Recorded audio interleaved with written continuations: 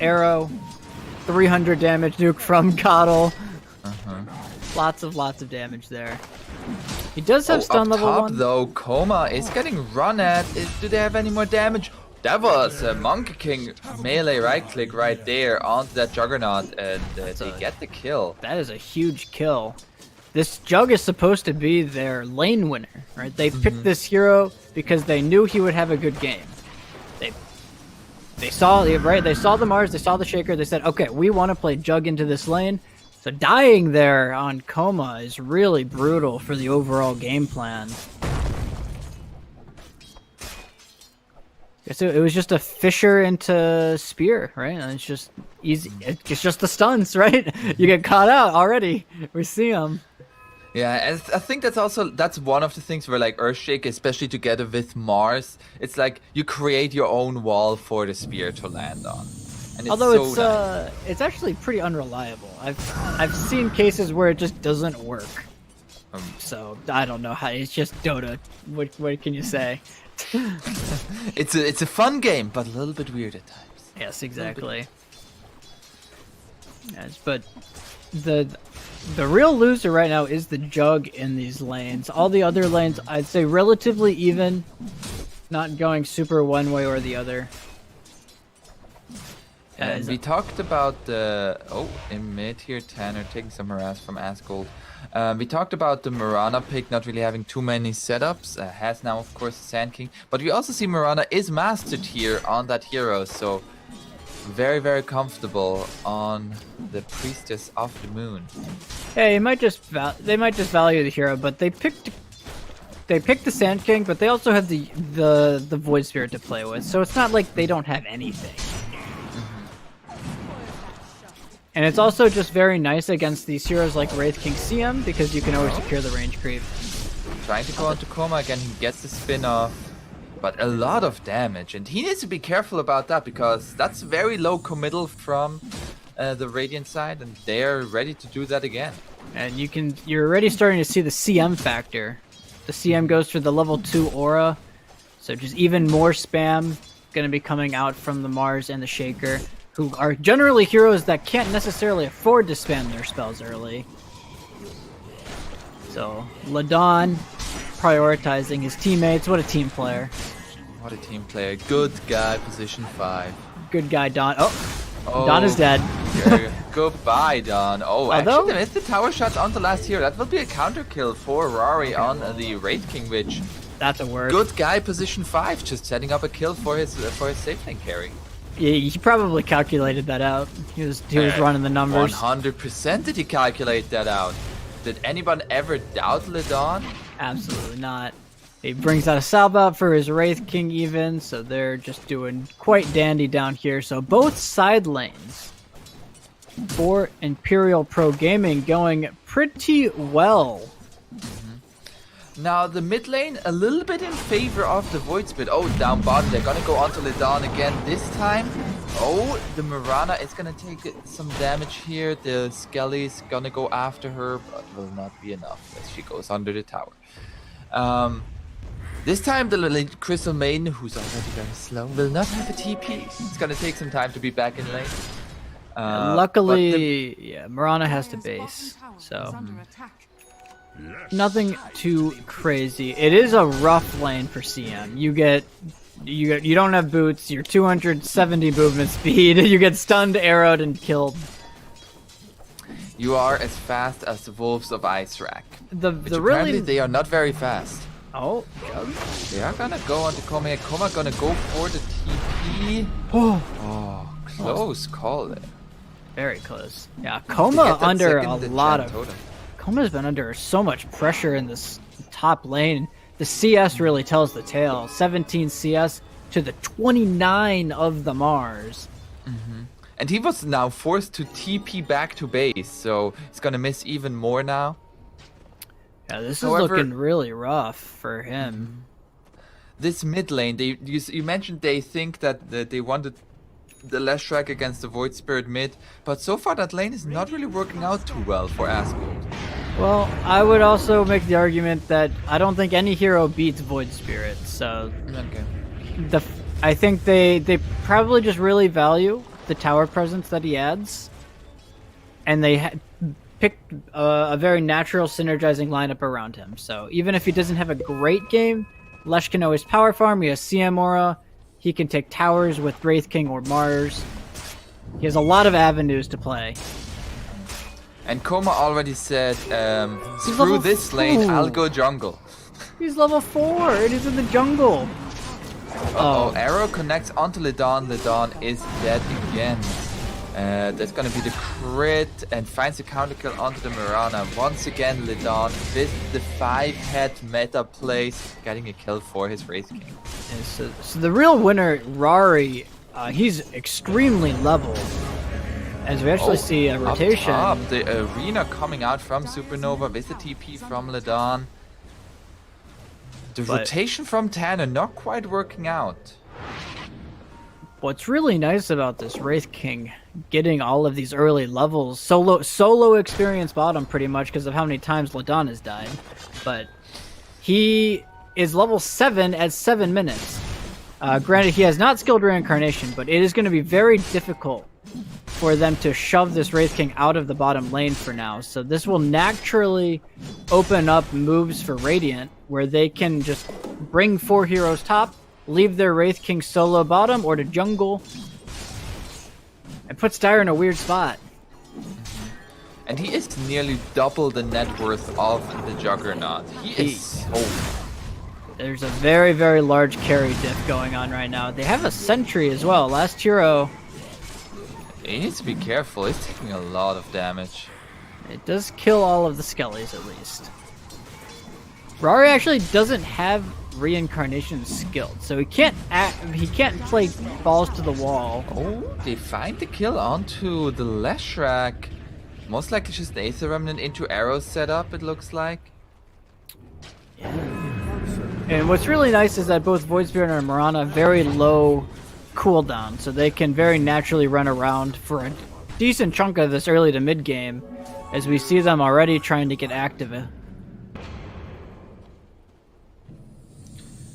Yeah, and I think, like, given how the lanes went, there will be a lot of pressure there's a lot of pressure on this Void Spirit to make stuff happen around the map. Uh-oh. Oh, the Cuddle has been found. Oh, nice blinding light there. Putting the Mars onto the cliff, and with that, the Keeper will survive for now. Split Earth's gonna come out, Visit Fisher is gonna finish him off. Lidon taking a lot of damage once again, but Mirana is gonna have to leap away. Alright, so that was a sick blinding light. Yeah. Saved his life for a while. But again, you just get caught by a Fisher, Frostbite, follow-up damage. It's very simple for Imperial Pro Gaming and how they're gonna take fights. And now the Earthshaker is gonna be gone on here. Under the tower, just gonna fall. The Tanner is having a really good game so far. There is a TP to mid from the Mars. That's last They're hero actually now gonna, top. because of that mid rotation, they're actually gonna save the top tower. Mars. He's getting quite low here. Cuddle has arrived, and they have Mirana here as well. Starstorm coming down, and with the Illuminate, they're gonna take that life off the Mars. And now Mirana has hit level 6, so they have Moonlight Shadow if they want to use it. Actually, no, she doesn't. Cube. Oh, it actually isn't 5-up playing. I just noticed that. It looks like Cube is standing in. Yeah. So Cube and Tanner are just running around together, right? They just have so much early damage between those two heroes. Uh-oh, Mirana has been found. Split Earth will be there. Now the Boar Strike onto the Leshrac here. They find the kill onto Lidon once again. Last hero getting gone on Tanner. Just making sure that the enemy has to disperse. Kugel is gonna fall as well. Another kill for Tanner. And he never has to be off map because of this coddle. He can just keep running around, throwing spells out, creating pressure. But the one place he is not creating pressure, Mr. Apon Zeus. Let's take a gander in the bottom lane where the Wraith King is farming away. Yeah. That's They find the Sand King too, actually. That's a very nice kill. Secures them the top tower. At the same time, this is also giving the space for Juggernaut to recover some farm, as they are going to go onto the Leshrac and they're going to take out the Disco Pony. They just turned those lights off. I mean, the issue is that Jug is he just farms slower than Wraith King does at this point in the game, especially given how far behind he is. Yeah. And Wraith King is going to go for a greedy build here, so no armlet, just straight Radiance. Wait. Did I see that right? Does Mars have 2 Falcon Blades? Does Mars have 2 Falcon Blades? He does! Oh my, what is that? You know, you don't get enough mana from the Crystal Maiden. I guess. I can honestly say I've never seen that build, so that's an odd one. We'll see if it winds up panning out for Mr. Supernova. That is... Oh. I mean, like, the stats are all nice, but it feels like, kind of like when you're stacking up on bracers. It's like, it's nice, but yeah, it's just Falcon Blade doesn't build into anything. So he's used 3,200 gold on those 2 items, so I hope it's worth it.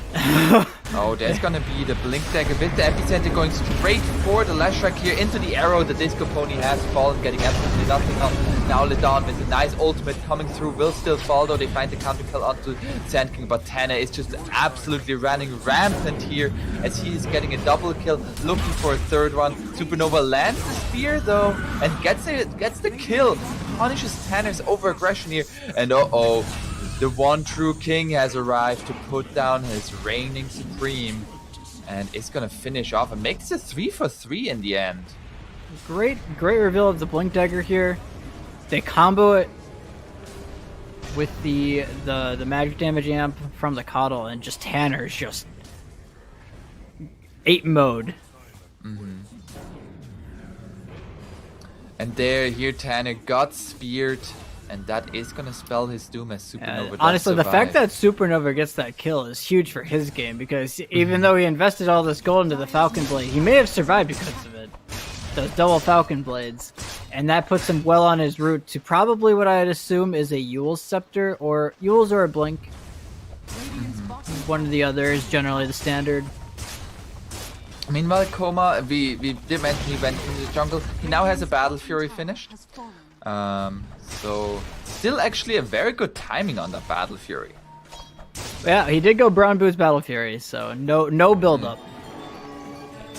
Okay, so he is on the road to recovery, though, like you said. Gonna be second on net worth in about one rotation of camps. The question is, do they have the resources to deal with this Wraith King? We've seen time and time again, Wraith King is just this ultimate raid boss, and he has a full Radiance done. Talk about fast timings. Yeah, that's Radiance with Phase Boots and Full Wand. They are gonna try to go on. Nice spear to save the Earth Spirit there, but it will not quite be enough. A 1-for-1 trade though.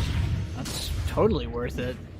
Yeah, that was a very well placed trap from Imperial Pro Gaming. A lot of TPs used from Imperial Pro Gaming, but they do get the Sand King. Leshrac is gonna get gone on here. Rari is gonna make its appearance though. The counter yields from the Leshrac Asphalt is gonna survive a little while longer, gets spells out. They take out the reincarnation life of Rari, but he is gonna get kinda low in terms of teammates. Supernova getting gone on. There's gonna be the Echo Slam coming through, connect onto Tanner. Tanner will fall. Arrow gonna be soaked up by the Mars. Starstorm coming through, and they take down the Mars. And now Rari, they decide to not go for this anymore as there's no more reincarnation. They find the Burrow Strike into the epicenter, into the spin, and Rari on his first approach into a team fight is gonna fall. They will also lose the Crystal Maiden, and that was just very well played here by Recast. It looked like Imperial Pro Gaming just overstayed their welcome at the very end there. They had such a great fight. They took down the Void Spirit. They took down the Sand King earlier. They could have just taken the money and ran. but they overstay their welcome. The Sand King respawns, gets recalled into the fight by the Coddle, and at that point, IPG just has no resources left. Oh, that's the epicenter into mid, straight onto the Mars, and Recast, they just like go, go, go. We've been talking about the ease of execution for IPG, but really, it seems like Recast are the ones that have the easier to execute lineup right now. With the Sand King, Arrow, just it's a very tried and true lineup. Arrow setup plus damage. And we do see that this Wraith King, he is still killable. Like, even his first life was taken out very quickly. And then the second life, once the Boros Strike connected, was not really much more to speak of. He will have Reincarnation up again. Yeah, we were kind of... oh no, Lidon. We were musing about whether they could deal with the Wraith King. But between Healing Ward, they have Spin Disengage, they have great kite mechanics for the Wraith King. Burrow Strike, Blinding Light, all of Coddle spells pretty much. Eul's Arrow, multiple leaps, all of Void Spirit stuff, so...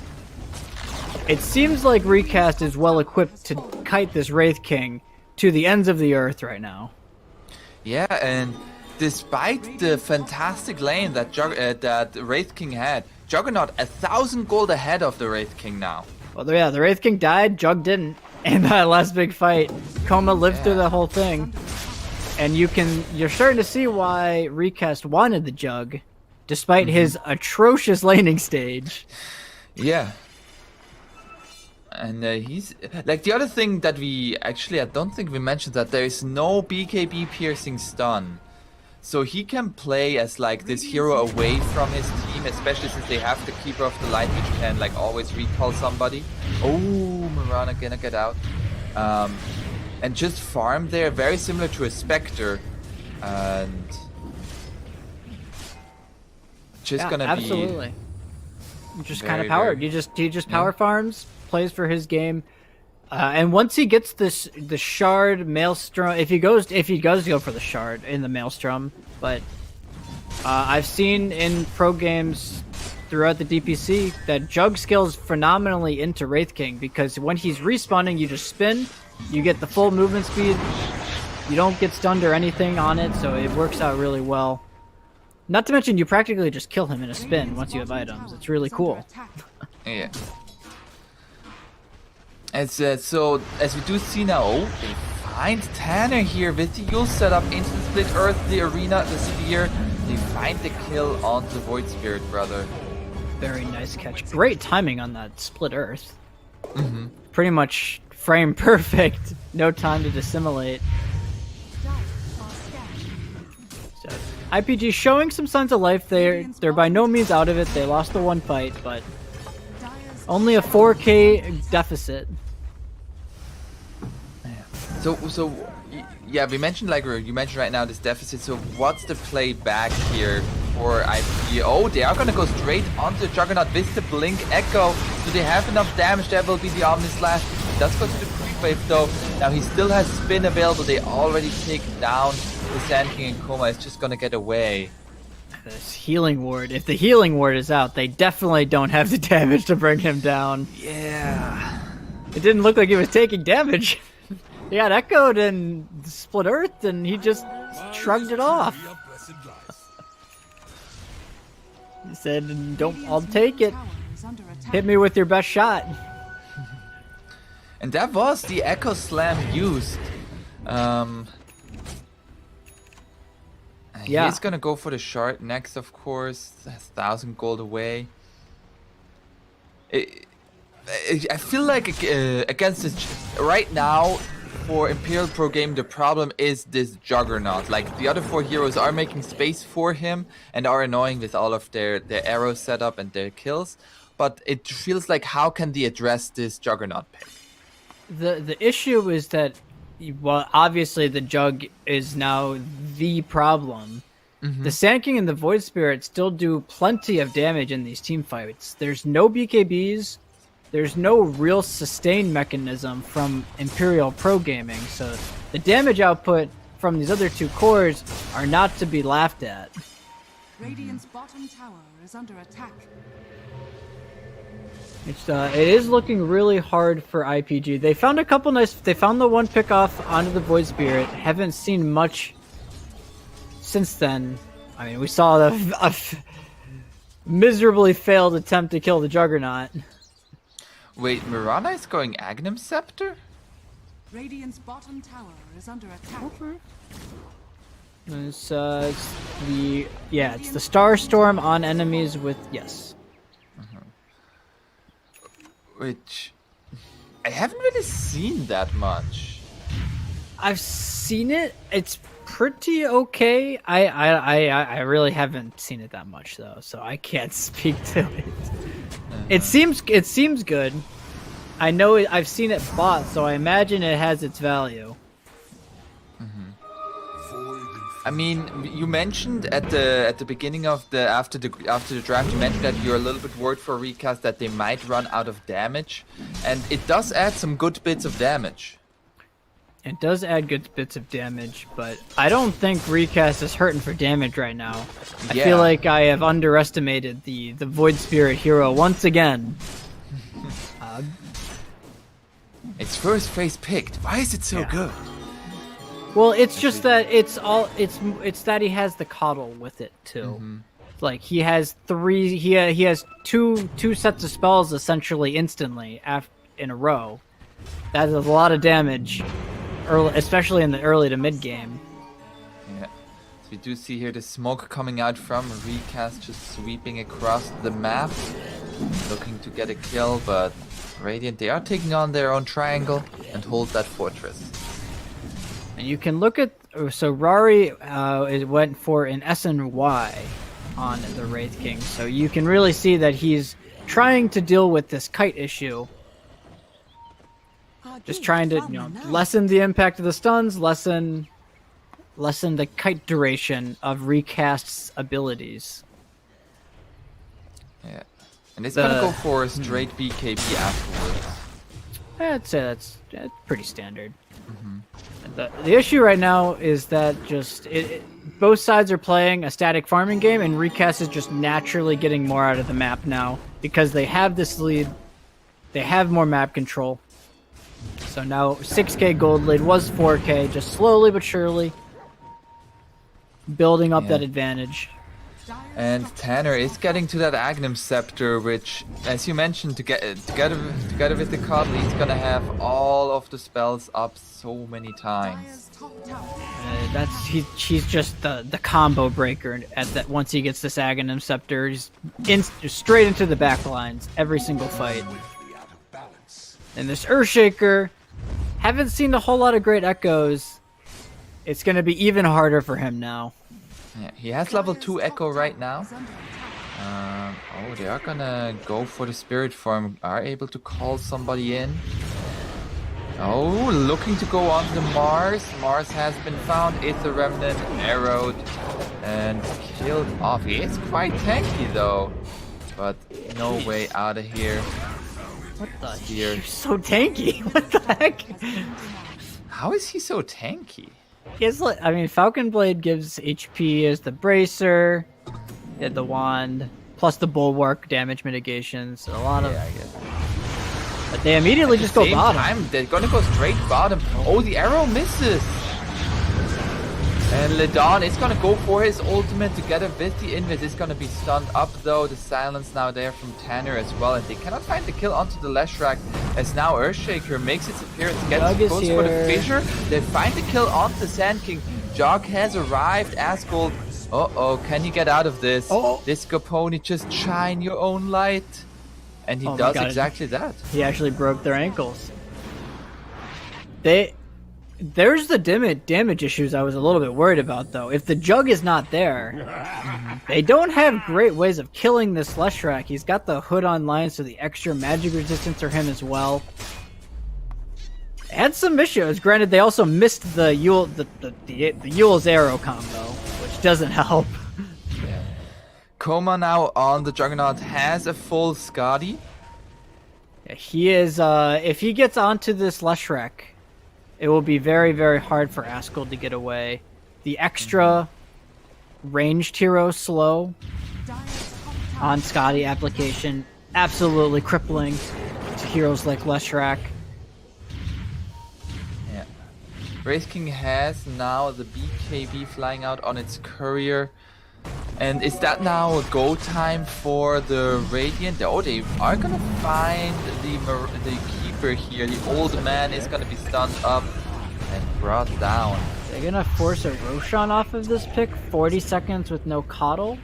Rari's thinking about it. He thought about it. This is probably the biggest power spike they're gonna get with this BKB for a little bit. The other option is to I imagine that Leshrac is also going BKB. Oh.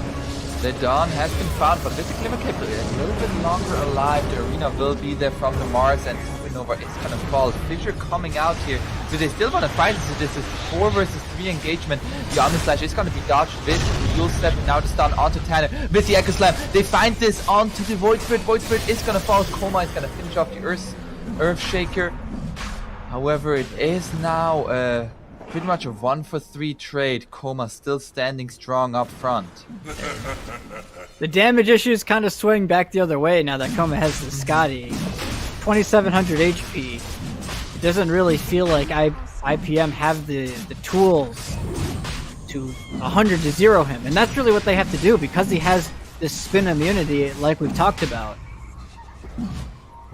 Healing Ward comes out, full heal. Are they still taking this? I think so. There's no Echo Slam. There's no Echo. There's no Arena. There's no CM ulti. Rari still has his BKB though.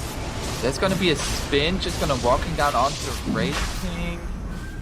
Roshan getting low. They find the Frostbite into a stun. Oh, Split Earth is gonna be there as well. Coma taking some damage here, but as we mentioned, he is quite tanky. Now the spin up once again, thanks to the Keeper of the Light. Now they're gonna go straight into the Roche. They're trying to finish off the Roche. There's no spin right now. The arrow does connect. The leap snatches the Aegis from the Mirana. Leaps on out. It's gonna survive a little while longer. The counter initiation now coming out from Recast. They take down the Disco Pony. Disco Pony has fallen. Tanner takes down Ledon. And now the Wraith King, he's all alone versus 4. Makes that 5 as the arrow connects to Mirana. Just taunting. It's a BKB, just gonna go for the TP out. Wow, the Moonlight Shadow actually killed them. They didn't have detection. So they didn't see the Mirana leap in. Oh, also, I think the Fissure blocked off his allies. Him off. Oh no. Not like this. That's a disaster right there. The other big thing that's just really killing IPM in these fights is this freaking healing ward. Coma went for the minus reduction healing ward talent. It has like a 10-second downtime, and they have horrid heroes at killing healing ward, as we're seeing in these fights. The sustain game from Recast is really what's setting them apart in these team fights. And it's also like the low cooldown already, and then you get the Chakra Magic on top of it. Yeah, yeah, I didn't even think about that. Yes, exactly. It probably has a permanent uptime with Chakra Magic. It's insane. Can you have multiple healing wards out? I do not believe so. Yeah, that would be really dumb. That would be some support Juggernaut build. Just go for Refresher or have 2 healing wards out. Yeah. We are starting to see, right, with the healing ward coming out, with the low.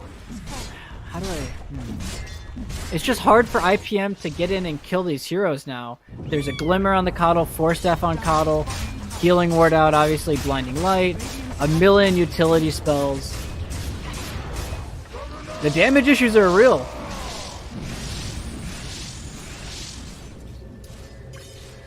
Jug's gonna go for an Ag, so even more kite potential, and the Swift Slash will be available.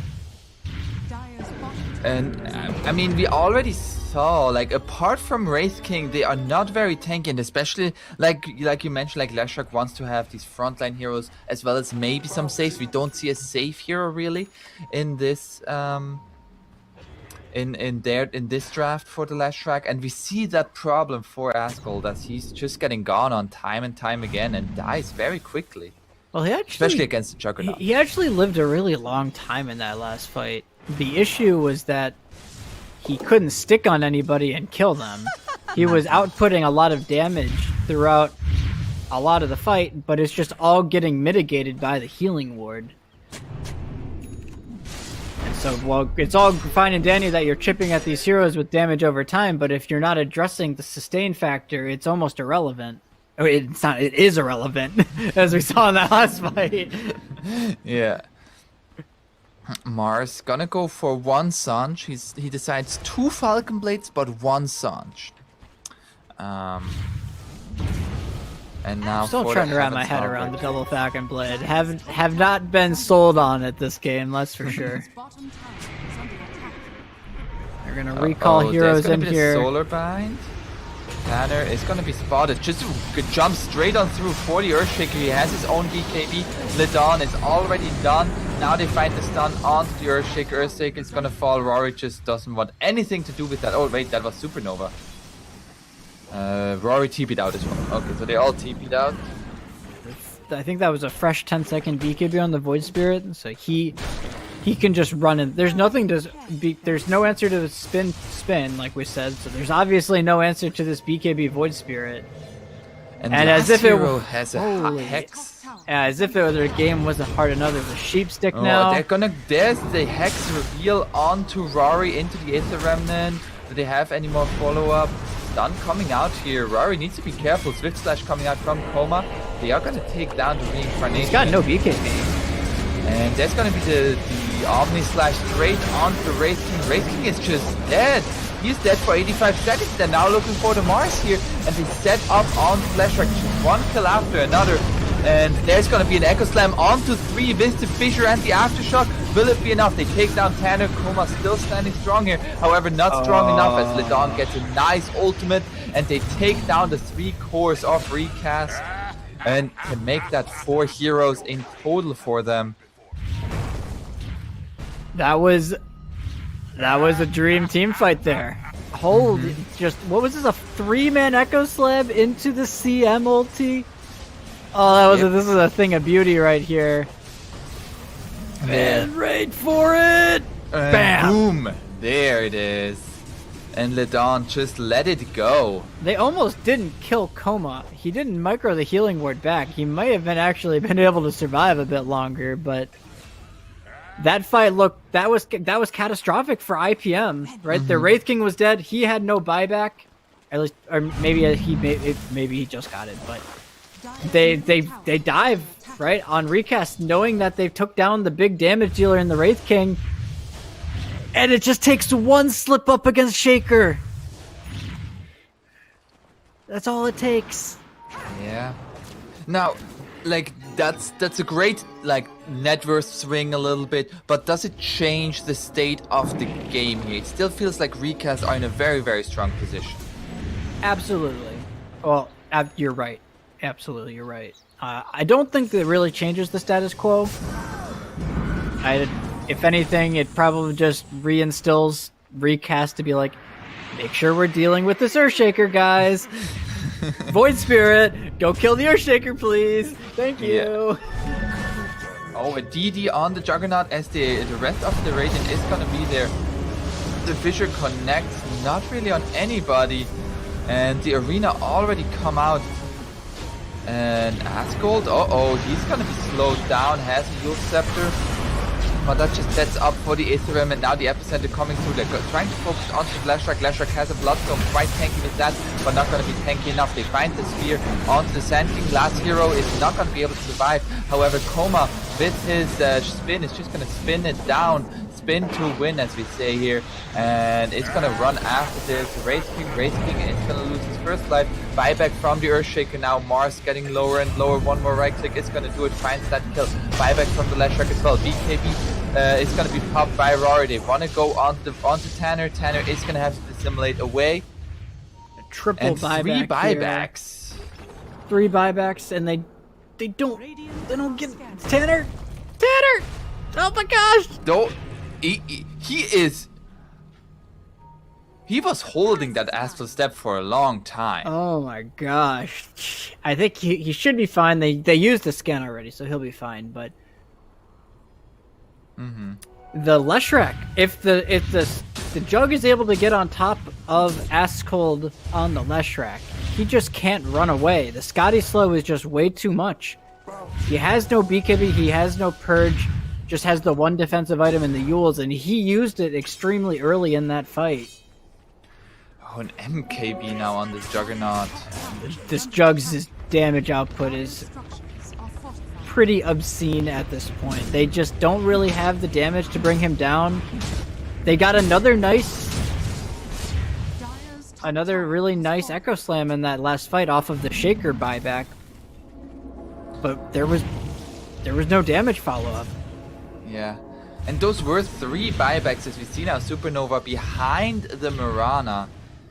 So he has a Heaven's Halberd, but apart from that, not really much to his name. Actually stole the Gem of True Sight from the Recast side. Uh-oh. Might be stolen back. They don't quite have the damage on their own, though. Well, yeah, off the back of that, 11k gold lead for Recast. Things looking very good for them as we now approach the Roshan timing, which, if you are IPM, is terrifying because you have no buybacks. Yeah. Juggernaut also level 26 now. He is very high leveled. And he went for the HP talent, it looks like. He's now sitting at 3,600 HP. Yeah. Yes, 400. Yeah, 3,600 HP. He's got the extra 16% evasion from Elven Tunic on top of the Healing War Sustain that we've talked about. It is looking near impossible for him to die at this point. Both sides looking to go on to this rune here. Sanking just walking through. You're just kind of just walking on through, don't mind me. And Roshan is up now. Oh, Illusion Escape found for both sides. We might see some plays with that. Maybe you can bait something out. Well, both sides have really great Illusion Escape carriers. Jug and Wraith King are probably like top 5 of the non-illusion heroes. Obviously, the illusion heroes take the cake, but we do see here Recast are just walking straight into the pit. With the Juggernauts doing this very safely. They have Echo Slam online. It's just, how are they supposed to get into the pit and contest this Jug? This is so safe from Recast.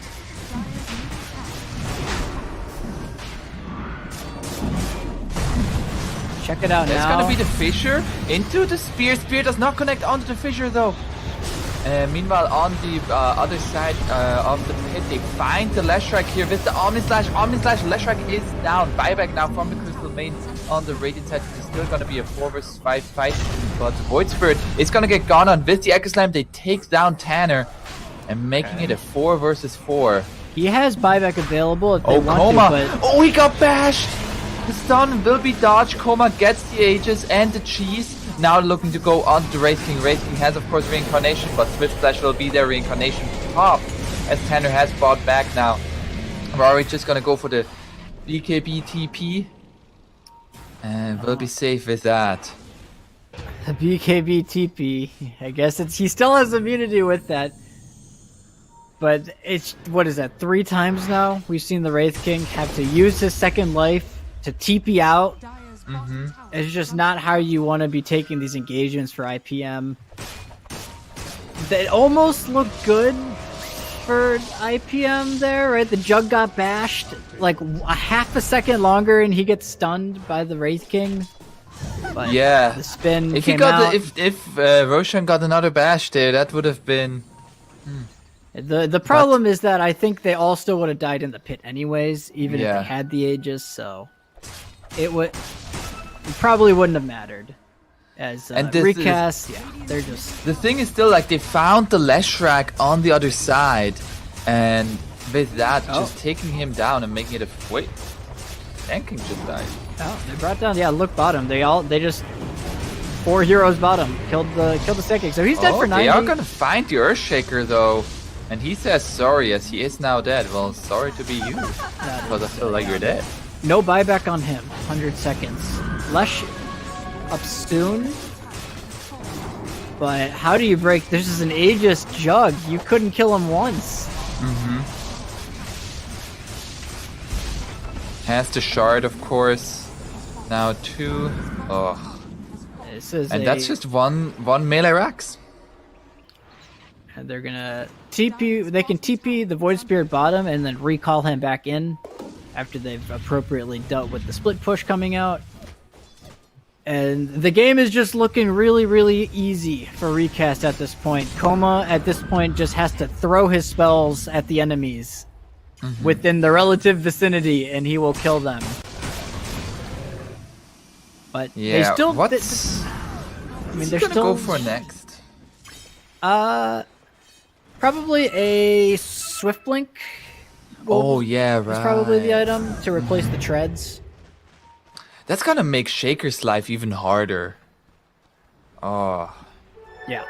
There is a Basher now on Rari going for the Abyssal Blade as well, so they are gonna have at least a single answer to the spin. Granted, you also have to factor in the evasion factor from the Elven Tunic, which I believe he's still... Oh, never mind. He replaced it. I take it back. He replaced it with the Ninja Gear. Okay. I hear a Tanner Swift has Slash an Aeon disc, so he kind of got sick of just getting bursted down. I can't blame him. He's kind of just been the victim of Echo Slam this game. At least in the last few fights. He's kind of been solo Echo Slammed multiple times. So he has the Aeon disc and the cheese. Stun connects onto Coma here, but he's gonna fight back. He's like, okay, what you gonna do? That's gonna be the Swift Slash. Rari Just doesn't hitting care. on back. Disarm will be there from the Mars. Mars getting out the arena. Now Tanner on the other side, still gonna be 1v2ing. It's gonna be stunned up. And the Fissure, they will take down Tanner, and he bought back. That's a dieback on him. Meanwhile, Coma, though, is just gonna make short work of the rest of the Radiant side. A nice ultimate coming out from the Dawn will be cancelled by the Yule Step. They find the kill onto the Crystal Maiden. And the Maiden is gonna fall. Oh, they see the Earthshaker! And Earthshaker is gonna fall as well. Now the buybacks from Leshrac and Mars. They don't want to leave Rari alone, as he has his BKB, is gonna fight back. Finds the kill onto the Sand King. Now Supernova is back here looking for Old Man Coddle. Oh, the arrow and the Swift Slash onto Asgold. He bought back for this. That's gonna be the flicker, but they find the kill. Oh, he has a Yule Scepter. Into the spear, onto the Juggernaut. Juggernaut is dead.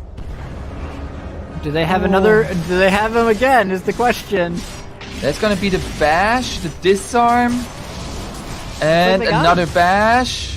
And they have the damage to bring him down, or do they? Okay. Okay. They find the kills. They got him twice. The Wraith King didn't die throughout that entire engagement. Signs of life.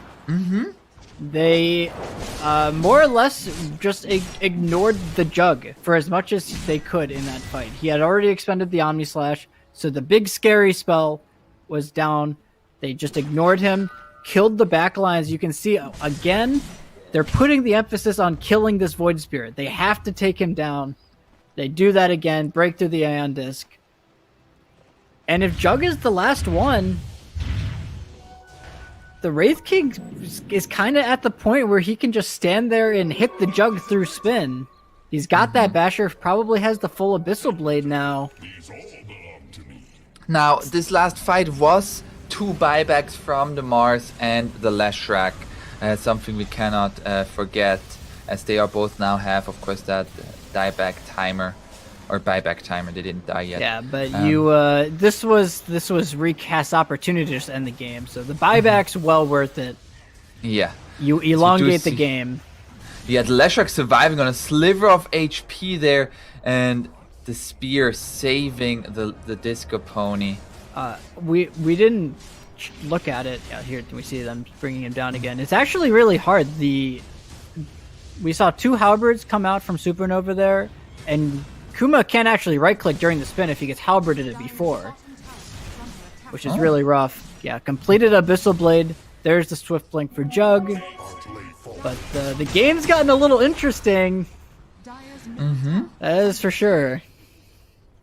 Like the 12,000 net worth lead is still a lead, especially together with the buybacks. But if they find another fight like that before they have to use buybacks, there's a full Wind Waker on this Mirana. Huh. Okay, so there's another added component. So she can Wind Wake her allies, I believe. So they have some sort of save mechanism for the Echo Slam, theoretically. She's also level 26, higher level than the Void Spirit. She's kind of lived through every fight. He's 11 and 2 and 11 2 and 26. Yeah, she lived through pretty much every fight. Cube has kind of been just the unsung survivor of the game. Only 2 deaths. That's that's insane. It kind of makes like what makes this last team fight makes me wonder is how would this game look if Imperial Pro Gaming finds the Void Spirit here? That's gonna be the Abyssal. It was still combo breaked. What would have happened if Mirana wasn't able to steal that Aegis? Absolutely, we have no way of knowing. That team fight could have completely swung the game, or it could have wound up not mattering. But that's the glory of Aegis fights. It just really turns the game on. It has the potential to turn the game on its head. The item actually I wanted to talk about though, we got off topic or whatever, is this flicker actually on Askold. So we were talking about how he has no counterplay to when the Jug gets on him with Scotty. But now he does. Not only does the flicker purge the Scotty, but it can also distance him away from the Juggernaut. And we saw it come into play in that last engagement in their triangle. So very, very clutch neutral item pickup there. The game has stalemated off of that last fight. And like it's only one melee Rax that Dire has taken so far. So the next fight for this game will be around Roshan, you think? Unless like some crazy pickoff is happening, of course. Yeah, it looks like both teams are content waiting out for the Roshan. And it's actually up. Coddle has his courier in there already. Don't think Radiant knows quite yet. They'll probably check it out here in a second. This is where it's at though. And once again, there's no buyback on Lesh or Mars for this engagement. So the buyback status for IPM not in a great spot. In the mid lane we saw, I believe both teams had their carry with either Illusion Escape or Illusion Rune and just clearing out the wave. So we do here. No more Jug Illusions. The Void Spirit Aeon Disc should be back up by now. That's gonna be the big thing to look out for. They keep trying to combo break or go onto this Void Spirit. Oh, the arrow connects onto the Wraith King here. They might take his first life pretty quickly. He's already down to half up. Abyssal Blade gonna be there. Now they're gonna take down the Reincarnation. Crystal Maiden already dead. BKB activated by Rory together with the Spider Legs, just gonna get on out. Healing now the Boros Strike connects onto the Leshrac here into the arrow. Nice fissure there, but will not be enough to save the Leshrac. And now it's going to be a 5 versus 3 as Dire looking to take the Roshan and go on forward with that. That's a refresh shard. That arrow from Coop just completely turns the fight. The Wraith King wanted to go in man mode and just blink, or he just ran into an arrow in the middle of the pit. He really has no way of knowing that arrow is coming. Just an insane play from Cube there to change the dynamic of that Roche fight. Oh, Supernova! Oh, it's gonna be hexed up. He doesn't have buyback either. Yeah. Wraith King is coming here. They want to fight this BKB activated by Supernova. I don't think Dire was expecting this. The Echo Slam coming through. but it will still not be enough. They find the Keeper of the Light, will lose the Mars for it. The Fisher will be there, they take down the Mirana, but now it is Wraith King all alone, all by himself. It's gonna be hexed up. There's a stunned. buyback from Shaker. There's no Echo, though. Oh, there's a Divine on this Juggernaut. They find the kill onto the Wraith King as he just tried to go for the TP, but will not be able to. The Omni Slash gets soaked, but not gonna. Yeah, Rory is gonna fall. Has a buyback available. If they find the kill on this Juggernaut. Very optimistic. Hey, two gotta dead, no stay buyback. positive here. Whistleblade onto the Sand King. Sand King is Okay. dead. Oh, there's one. Sand King is gonna buy back. Oh, the dawn. Sand King buys back. And now they're gonna go for the Wraith King here. Wraith King does have his reincarnation up once again. Coma has it level 30. He's just gonna go straight for tier 4s. He does not care about getting megas. He just wants to end this game. He's got Aegis and a Rapier. Oh, It's gonna be right. really hard for them to hold this one here. Double. He has 2 Rapiers. I take that back. He has 2 Rapiers. Yeah, wait, he has 2 Why does he have 2 rapiers? Maybe he bought 2 Rapiers. Maybe he might have bought one on Wraith King, but it doesn't matter. 2 dead, no buyback. The throne gonna be exposed here in a second. Last ditch attempt from IPM. Yeah, they are trying, but reincarnation taken out. And now the second life of Rory has his BKB, walks through his ancient. Now looking to go on to this Void Spirit. Void Spirit is going to be forced staffed away. And that's just going to be forced into their base as Kuma just makes it an objective-based gaming as Recast take game number 1. In a quite close game, but that did feel like ever since that 17-minute mark where Imperial Pro Gaming or IPG like joined with the Wraith King and he just wasn't able to find any kills and died. They were in the driver's seat. Yeah, it really did come down to that initial fight with the Wraith King Radiance. They Recast did such a phenomenal job for most of this game of just ignoring the Wraith King where they could, chain stunning him with their setup. And this game was really all about the execution of Recast on finding the pickoffs all over the map. The Wraith King, or not the Wraith King, the ability of Tanner and Cube to run around together on the Void Spirit and the Mirana. They found so many kills in that mid game, and it really just set up their Juggernaut for this to be this monster at the end. Mm-hmm. Yeah. And with that, game number 1 goes the way of Recast. However, this is, of course, a best of 3. So Imperial Pro Gaming have a chance to fight back. What would you recommend for them to how to approach this next game? I feel they may need a better answer to Void Spirit than Leshrac. Mm-hmm. Lesh in this game was very underwhelming. And we see why the hero isn't picked a whole lot, especially if he doesn't have save heroes behind him. Yeah. So something more contemporary could be a possibility for them, but they were in the lead for a decent chunk of this game, so they don't have to change much. Mm-hmm. Yeah, we'll see how this is gonna go. We will be back in about 10 minutes. Game 2 will be right around the corner.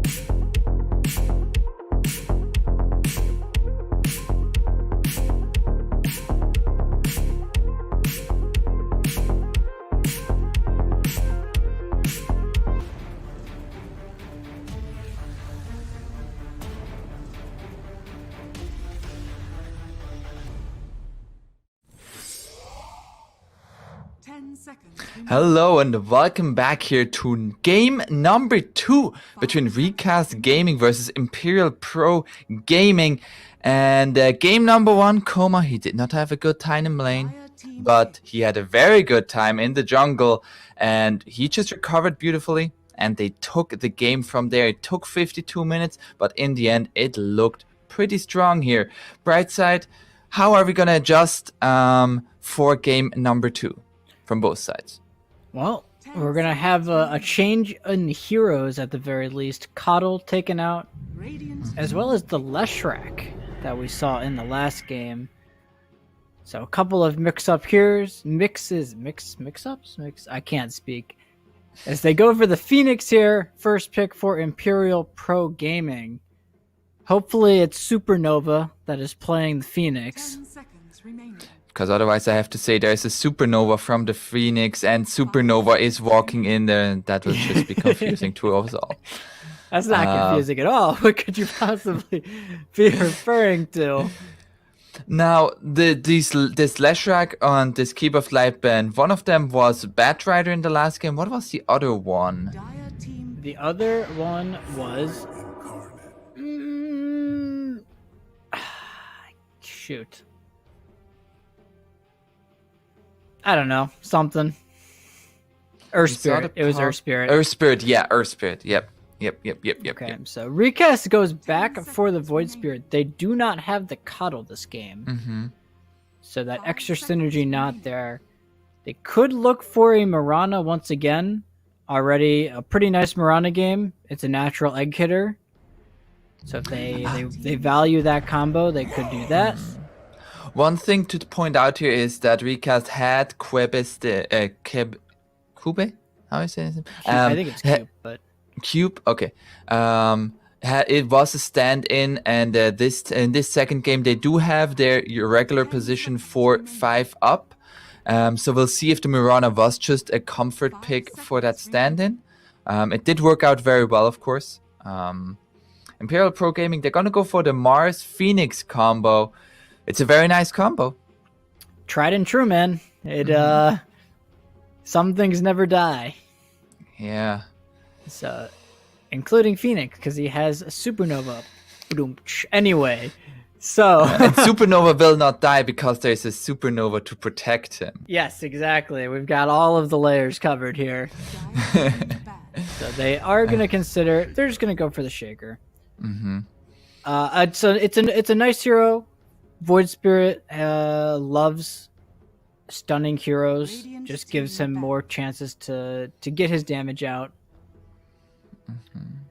It would have been a little awkward to go for Mirana, I think, for Recast, because the whole thing about Phoenix Mars is that the ranged heroes can't hit the egg if they're in the arena or if it's positioned correctly at all. So definitely dissuaded the Mirana pick, I would say, with the Mars. We see an anti-mage ban.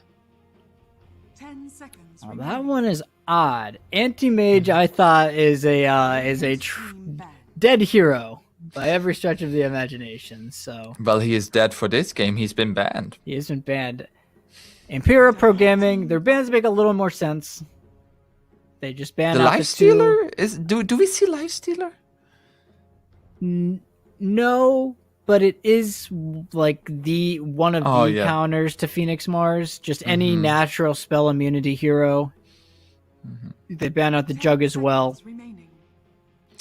Very interesting to see these bans here in the second game. The first game we had, I think, 0 bans on any safe lane heroes. Yeah, well, it makes me think that they are considering putting this offlane Void Spirit already, based off of the bans. They're protecting him. The AM ban screams that they are putting Void Spirit offlane. That's one of the worst matchups for him. Same with the Monkey King. Just any hero that could mimic to where the Void Spirit is going. 10 seconds remaining. So a little change of pace, of course, like you said, in the bans. Very interesting. They are going to ban the Morphling, so no Morph Shaker. No, big sad. But the theme of the bans for Imperial Pro Gaming They're not letting Recast get any natural mobility hero that can easily escape from arena. As their 3 bans are just that. It's gonna be a Grimstroke coming out for a Recast. Not really quite like a hero to combo it with yet. Oh, there absolutely is. Void Spirit loves playing with right. Grimstroke. Absolutely. He loves any sort of steroid that lets him go in and makes him do more damage and stuns. It also gives him movement speed. So it's I think Void Spirit Grimstroke is one of my favorite run around the map kill thing combos in the game, debatably. So a very, very natural, I think, hero progression pickup here for Recast. It also now enables them to pick up some sort of hero, maybe like a 17 Ricky, to lane against the Mars. I was just about to ask you about Ricky, since like it's a very nice combo with the Grimstroke and the lane against Mars. It does not really hit the egg though. Right now I feel like there are very little ways of killing the egg of the Phoenix. That is true, but Ricky is one of the best Phoenix killers in the game. So you get on him with an Inkswell or a Silence, and he just dies before he gets egg off because of the smoke cloud. So 10 seconds remaining. if they want it, it's there. It seems pretty good. They have 2 natural backline jumping heroes. Yeah, Yeah, there it is. yeah. I think this makes a whole lot of sense here from Recast right now. And I don't fully see the reasoning for this Shadow Demon quite yet.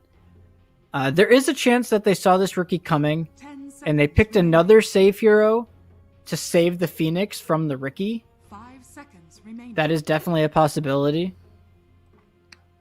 Dire team But other than that, it's not like an amazing Shadow Demon game or anything. This is a hero. Wait, you made it. Oh my gosh.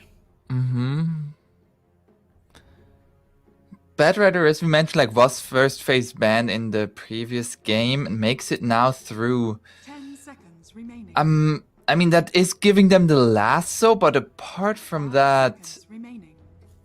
Well, it offers a wall Radiant team for Recast. They have to get past this Bat Rider. They have to get past the Mars in order to get to these supports. And Bat Rider is not a very easy hero to get past when he has his core items online. He's good. He just has so much movement speed. He slows down the Ricky and essentially just prevents him from being that 5 disruption seconds factor. remaining. He kind of just naturally, he can just like follow the Ricky in the fights, more or less. He can also lasso him, disrupt him. So, not to mention, it's just one of the best heroes in the patch, straight up. So, usually what we see against it, like if you let Bad Rider in, you like kinda like have the pick of the Nyx Assassin or something like that. That will not be possible in this, and there's only one more pick available for Recast to address this Bad Rider. yeah. So it really, it's gonna make Recast pick here on if they want to put Void Spirit versus Bat Rider. I think that's a fine lane for the Void Spirit if they want it. However, their bans seemed to indicate in the second phase, at least, that it was going to be a offlane Void Spirit. So do they have another mid that they would want into the Bat Rider? Something like Storm is one of the more natural counter picks that we've been seeing. However, if they pick Storm, they don't really have any tower damage, so they're in a really weird spot. There's no great pick, I think, for Recast to at least to go in the mid lane. And IPG, they are banning out the Abaddon, so worried about the Dispel. There's still a Legion Commander available for Recast if they want to have that in the off lane. 5 seconds remaining. Yeah, I mean, it could very well just be a mid Void Spirit still, like you said. Yeah. And there's a troll coming out for IPG. Oh man, this is what a great pick.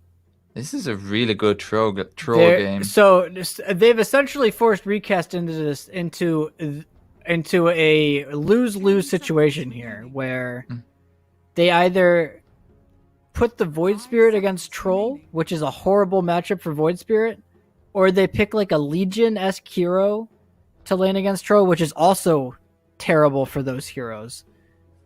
Essentially, no matter what, this Troll is going to have a good lane. And I also like the troll, especially if he's gonna, which I assume he's gonna go most likely like an Agnim's build. It's also like a Dispel to get rid of the Inkswell. You can dispel Resonant Pulse Shield, right? I would be surprised if he went Ags. Is not right the now. build This item? is just it had its phase. I think it's phased Okay. out. I think it's a more of a contemporary standard carry troll game where you get the Battle Fury, SNY, BKB. He needs to be the true carry. Oh, They go Viper. for the Viper. So they don't go for the Purge hero. They instead go for a different route here. It's going to be the offlane Viper. I have seen this have mixed results against heroes like Troll. It is great in the mid game. He can't build fervor when he's standing in the glop. It's also, if you look at, I mean, IPG's lineup, they're all magic. Yeah. So a hero like Viper, he has that natural magic resistance. He'll very naturally just be able to stand there and just tank spells and be this frontline wall. And if he's able to stand strong there and start chipping at these heroes, that just opens up the back lines to to be exposed by this Void Spirit, by this Ricky. So We'll see how that is gonna pan out here in this second game. Overall, looking at these two drafts, which one do you prefer? I don't know if I really go sway either way. I think I would lean slightly towards Recast. I think they have just a very easy to execute lineup again. We saw in the last game they were able to abuse their Void Spirit +1 synergies all throughout that mid game. And once again, they have that Grimstroke. This time, Grimstroke has multiple heroes to play with. I love that hero. I'm all in on him. Let's go, Recast. Totally not biased.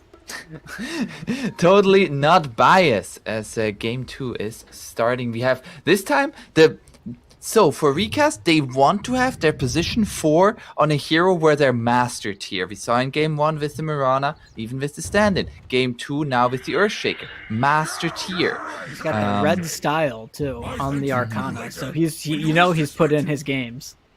Yeah. Oh yeah. He's swinging that totem. The bat, he's got the. Oh, he doesn't have. Yeah, he just had the bat. I don't think that's the Dire Tide one though. So a little falling off there a little bit. Unfortunate. He's looking very, very cool. So I again, love though, the red Earthshaker. The real nice thing though again about this Viper pick is that what did we say that you generally want with Earthshaker? You want an independent, self-functioning offlaner, and that is exactly what Viper is. He can hold his own if he has to be on his own for a little bit. Yeah, and one thing that I'm like asking you, is there like Recast with that Viper pick, are they putting themselves on a big timer? Not if this Ricky is looking to be a carry Ricky like we normally see. Okay. If he goes for this Battle Fury Ags timing. I mean, the scaling of Ricky with those items is absurd. We've seen it in games past. And it's this time he's not the only he's not the only late game scaling hero. All of Recast's lineup scales phenomenally. Their supports are two of the greatest scaling supports into the late game as well. So it's not just going to be Coma. Yeah, we'll see. As in the mid, Tanner is gonna secure his ranged creep. Both got their range creep.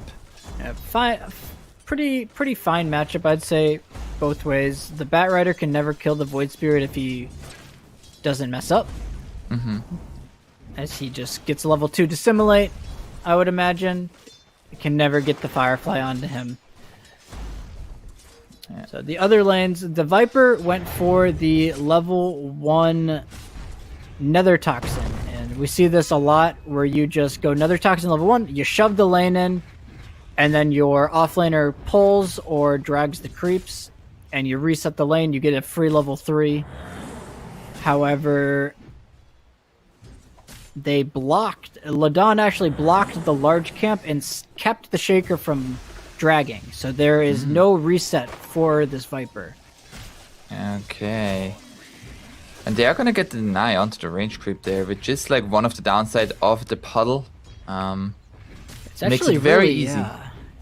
It's really bad they don't get this reset, because Rari just is gonna have a free time now under tower. Troll a very high armor, very high, very high attack damage hero, does not mind CSing under tower early.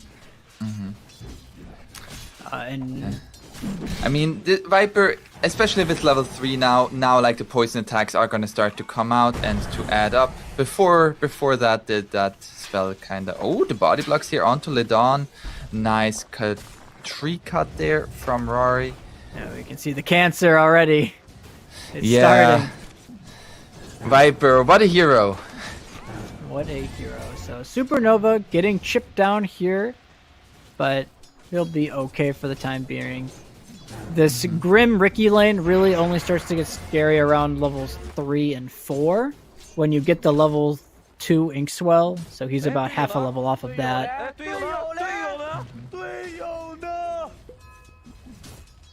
So all of the lanes, I'd say, relatively even. The Mars slightly ahead here. Supernova, in the last game, he absolutely annihilated a relatively unfavorable matchup. He destroyed Coma on the Jug in that last game, and also in a pretty good matchup once again, at least in the laning stage. So we'll have to see if he can transition it. Yeah. For now, both teams just playing rather passive, just like playing the polling game. Not quite any first blood happened yet. Who would you say is like favored from like these even lanes? Do you think it's a lot about just getting this troll a good start, or more about the Ricky? I think Ricky absolutely has to have a good start as a hero. Hero. Oh my. Nearly going down there now. Meanwhile, down bottom, Supernova getting gone on. And it's gonna be first blood as Coma finds that kill onto the Mars. But Viper also getting very low here. Both offlaners playing with fire there. But unfortunately, Poison is really good against fire. And this is the scary thing about the troll having a good lane, because if he has a good lane, he can naturally, he gets these early sustain items, damage items. All of a sudden, he can start bullying this Viper with the help of the Shadow Demon. It's very, very scary. Viper having to walk back to base as he has 200 movement speed, I'm pretty sure. 275. 275. Oh, that is not a feels good, man. The wind blaze making the wings flap a little bit faster. Would rather have almost had him die at that rate. Yeah, especially since First Blood was taken at nearly the same time. So if it wasn't First Blood, certainly would have preferred to die. But 5 up. Oh, they are gonna try to go onto the Earthshaker. Meanwhile, down bottom, they find the kill onto the Grimstroke, and now 5 up is gonna be slowed. Will survive on 40 HP. Oh, now Madonna. last hero. Oh no, not like this. The break and goodbye. That breaks the that's- soul.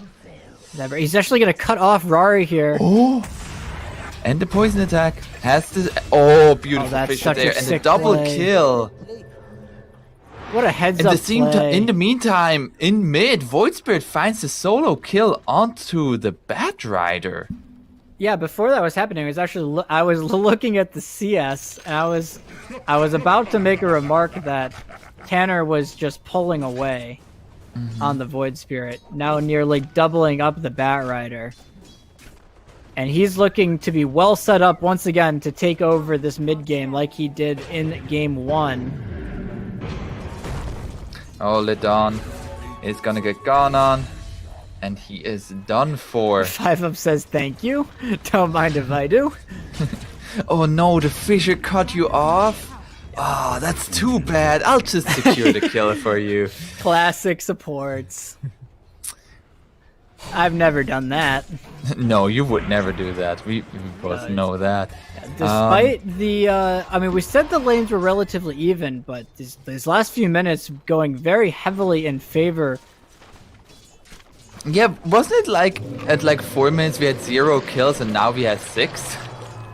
Well, yeah, that'll happen when 3 lanes die in the span of a minute. Yeah. Oh, and Tana just going at the Bad Rider once again. He's level 8 to the 6.5 of the Bad Rider. Connects onto the Dissimulate. Astro steps through with the Oh my Aether. gosh. Another solo kill. And Oh. Tanner, he's just styling.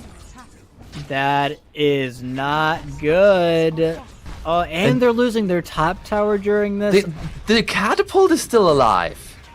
Yeah, the Viper hit level 6 because he got those 2 kills and he got the solo experience from the next few waves.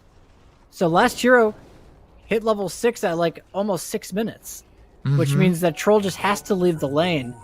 Free top tower claim for them. Void Spirit, Tanner is putting on a show in this mid lane as well. And I mean, like I was asking you earlier, like for the even laning stage, like right now, like Imperial Pro Game, they kind of need to make a change happen here as we see the rotation from the Bad Rider, but Tanner is already here. They saw it on the ward. And Rory, this time it will be him going into the jungle. We'll see if he can make something similar happen as Coma in this first game. The big concern right now for Imperial Pro Gaming is that their other cores, they need levels in order to levels in farm to start making space. They're not at the point yet on the Mars and the Bat Rider where they can just run around. Oh, that's gonna be the Inkswell going on to Supernova. It will actually survive, not quite enough damage. Meanwhile, in mid though, they find another kill onto the Bat Rider. They will lose the Viper for it. But, oh, as Astro steps through, going on to both, disruption will be there from the Shadow Demon, and Tanner will be held in place. You really have to look at IPG's draft and think, how do they kill this Void Spirit right now? This was a first pick, or I guess it was technically second pick, but first pick for the Radiant was this Void Spirit. But somehow it doesn't feel like they have great answers to killing the Void Spirit. Oh my gosh, his net worth is just obscene right now. Yeah, he's at 5k. Uh-oh, Grimstroke. Just trying to breaking some ankles. Oh, Silence will be there once again. This is what we call space. This is a lot of space. God's Rebukes it's gonna be there, but Inkswell not gonna be enough to survive. So we'll call that space. We call that a lot of space as the mid lane is just getting shoved in by the Viper. And Tanner is just like, come defend the tower. I swear I'm not in the area to just kill you. And they're doing a great job of allocating the resources across the map as the Troll... Troll's not really in a position where he can be aggressive on anybody. Tanner, going on to the Bad Rider here. A double Astral step forward. Dissimulate connects. Now the rotation coming through from both heroes, but last hero has arrived. Oh no, they have the Viper Strike and Rory is just dead. Didn't have mana for his ultimate. They're just not giving them any chances at... Oh, Inkswell still goes if you're in Disruption. Yep. Interesting. Oh, the Aether Remnant connects. The Fisher would have been there for the TP cancel. They're just anyways, not giving them. They're not giving them a lick of space. Yeah, and like 5 up now. He's level 6 as well. 1400 gold already towards that Blink Dagger.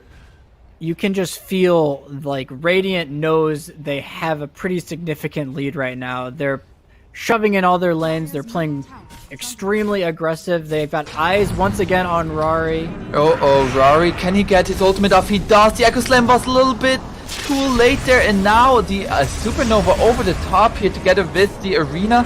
They find the kill onto the Earthshaker, find the kill onto the Viper. They will lose the Troll for this, but some trade at least. It's something. They got two kills. It cost them the life of their carry, but sometimes those are the trades you have to make in order to come back into the game. Radiant's top tower Yeah. It doesn't feel good though. And like it's also now like Supernova is now on cooldown. Like as soon as Radiant is gonna be up, like are they gonna stop doing that?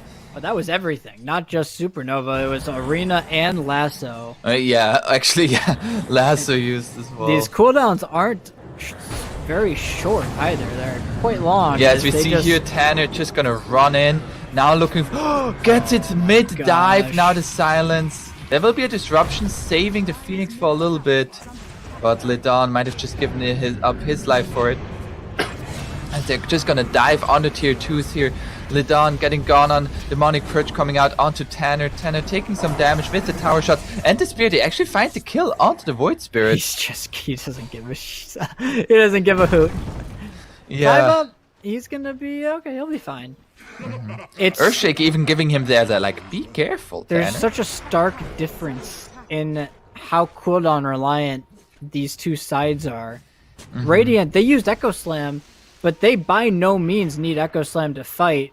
Whereas Imperial Pro Gaming, they absolutely need Lasso. They need Supernova. I did it too. They need the egg, and they need the Mars Arena from Supernova. That's not confusing. Not confusing at all. But these CDs really coming back to bite them. Also, like that dive under tier 2. I mean, like it is giving some breathing space for Imperial Pro Gaming. They instead of diving that tier 2, they could have just taken the tier 1. It feels like, and that has been delayed by a little bit. Delayed but not stopped completely. Yeah. As it does die now. That did give a little bit of space to the troll. Rari got some space bottom to hit some creeps. Radiant's bottom But it feels pretty similar to the last game right now, at least, where the Ricky was also just hitting creeps. So he's 1,300 gold ahead of this troll. So his Battle Fury timing going to be looking pretty quick. Yeah, and I'm just worried about this Bat Rider because he is 2,500 behind the Void Spirit. Yeah, normally Bat Rider is a hero that wants to flash farm. He wants to take a bunch of stacks, flash farm, and reach his item progressions before the other heroes can address him. But he doesn't even have bots yet. And Void Spirit went for a Witch's Blade. That's gonna be a lot of damage. is under attack.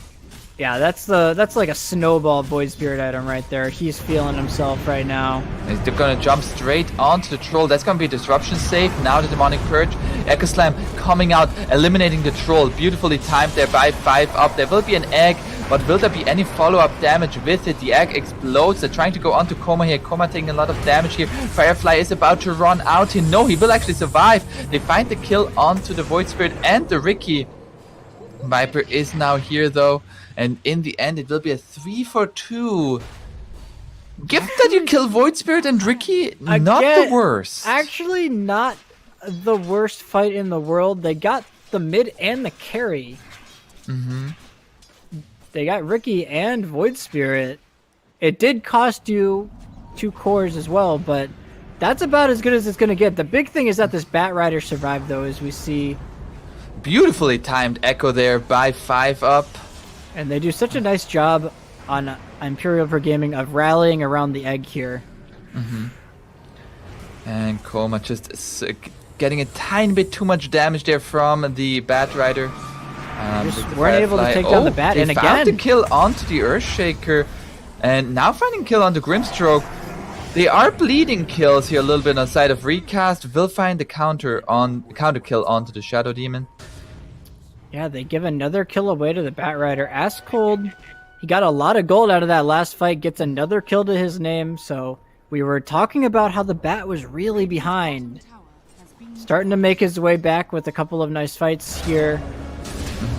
Oh, down bottom. They it. connect onto the Viper here with the Sunray.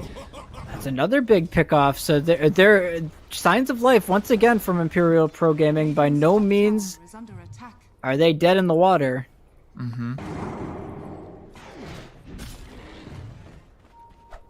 The ever-looming issue remains is that Troll has yet to live through an engagement. That'll be the real. I think that'll be the real telling tale on if this game will actually turn for IPG. Is if Rari is able to live through a fight, get a couple of kills to his name, but that's gonna be the root. The Fissure will be there. Gets to dissimulate off. And now the Inkswell with the stun disruption will be there from Ledon. They're trying to turn this around onto 5-up. Now Ricky has arrived. Nice soulbind there onto the support, keeping them in place. Supernova will be there, but this time Radiant, they're just gonna disengage. They got 3 ultimates out at the cost of literally nothing. It cost them a soulbind. I feel like that was now a fight for Recast where they are now like, okay, hey, we actually need to respect their ultimates a little bit. Yeah, you can see they changed up how they want to approach it a little bit. Much more poke oriented. No longer all in committing for these kills. But now these ultimates are on CD. This Troll, no ultimate. Very, very scary for him, so he has to retreat to the safest recluses of the map. Yeah. Also known as Triangle. Otherwise known as the Triangle, yes. But again, it was a 6k gold lead 2.5 minutes ago. So IPG has brought it back 3k gold here. 3k gold, couple of nice pickoffs. So they keep their troll farming. They've got their triangle protected. And they're doing a really nice job so far of just... They're not going to give Recast an opportunity to give them to take a fight when they don't have their ultimates. So now they have Arena, they have Egg coming up shortly, but they have everything else. So they can look for some sort of engagement at least. Yeah, like the Ricky is still ahead of the Troll. How is that how's that like matchup gonna go as we continue this game? Well, if the Ricky kind of dumpsters Troll for a while, especially with how behind this Troll is. The allies around the Ricky just deal with Troll so well right now. They have an Ados, they have all of the Viper slows, they have all of the Earthshaker stuns as well. And all of those are just set up for Ricky to lay into the Troll. He needs to just chain root Ricky to kill him, pretty much. But that's just impossible at this point. Oh, they found the Atos into the Viper Strike straight onto the Batrider. Batrider is just dead. Now looking for the Phoenix. Not quite enough reach there for Tanner. Yeah, great find. The Fissure into the Viper damage. It feels reminiscent to what IPG was trying last game, where they had the Fissure into a bunch of damage. Just just easy, right? Fissure's a really good spell. Who would have thought? It's a very, very nice spell. Imagine stunning from like 1200 range away. It feels pretty good.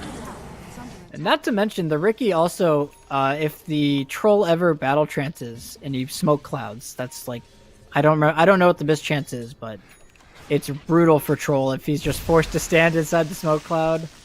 50% mischance. 65 at level 4. Whew, that's quite high. But he's got the axe. That's his big timing. So he's already hit his first big power spike here on Coma. And Gold is gonna be their last hero approaching, finds it with the Atos. Fissure will be there again, and Batrider just can't catch a break. as he was just in the land of the dead, comes back into the world of the living. Well, he just finds himself in the dead again. It feels near now impossible. they found the troll here. The egg will be committed, but troll is already dead, and this egg will be to no avail. It feels near impossible for Imperial Pro Gaming to even play Dota without BKBs at this point.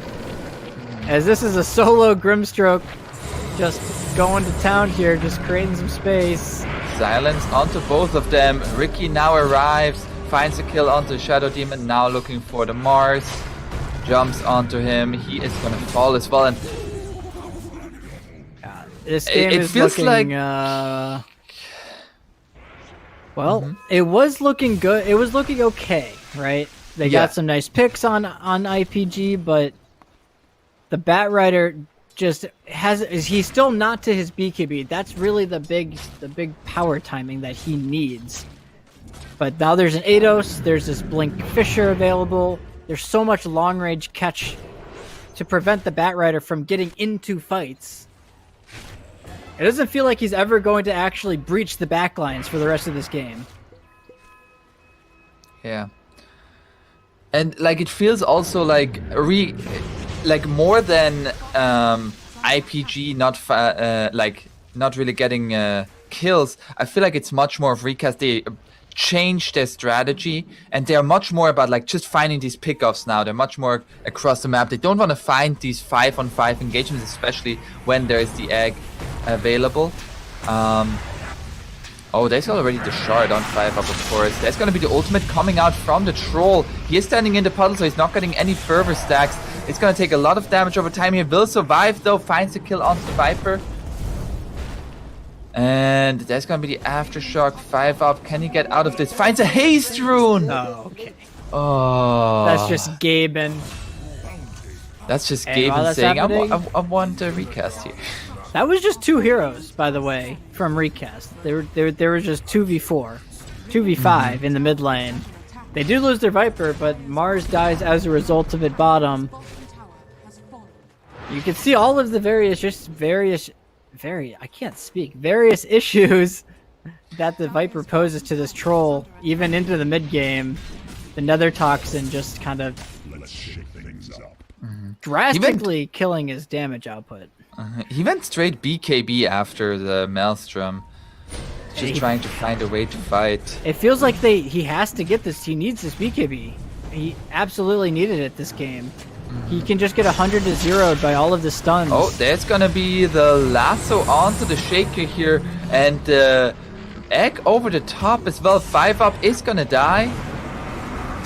But, they're gonna find the arena here onto the Viper. They still wanna find this fight here. Now the tricks of the trade coming out from the Ricky, doing good bits of damage here. Will be disrupted though. They are a little bit low on heroes here. So this is a 3 versus 5 fight. Ricky, they are gonna jump in on Tanner. They wanna find this fight again. Ricky has the tricks of the trade. Rory is just gonna get juked around here. They're gonna try to go onto him now as his ultimate has run out. Looking for the Batrider, changing targets. Spear coming through from the Mars. And nobody really dying on either side after Viper and Earthshaker has died. And they have to back off now as Earthshaker is coming back. That was some beautiful kiting there. That was like textbook how to kite troll warlord. Yeah. We could put that in the dictionary. Save it for a later date. But they still a nice fight, an end-win fight for Imperial Pro Gaming off the back of their 10-second BKBs. They find the Aftershock. Ass cold. Don't pop your BKB. It's not worth it. Just run away. He is gonna run away here. Another fissure coming out. Oh, the Aftershock will be there. Well, yeah, you can see the BKBs let them play Dota at the very least, right? That's the opening into the game. They are allowed to play the game. How fun! There's so many issues though with this troll, and he just gets kited. We saw he aggroes to the Ricky, he tricks to the trades. He aggroes to the Void Spirit, he Astral Steps away. He He aggroes to the Grimstroke. The Grimstroke shadow amulets, so he can't stay on anybody. It was actually pretty funny to watch. Yeah, like it's very interesting itemization here because both the Earthshaker and the Grimstroke have invisibility, which I assume is exactly for that reason. Yeah, they're really just not gonna let this troll play Dota, right? It feels like the only way IPG will kill somebody is inside of the troll ulti. But I don't know if that's necessarily true. I think that they found a couple kills with some nice arenas in these last few engagements, so see how it pans out as we have a 5-man smoke up here. Oh, Agnum Scepter finished for the Void Spirit. And the Viper. Viper also has an Ags. Oh. So even extra kiting. So this reduced cooldown on that Viper strike. Jumping onto the Shadow Demon, no disruption from him. This Ags for Void Spirit, very similar to the last game, just max disruption of the backline. Oh, there's gonna be a buyback from the Shadow Demon.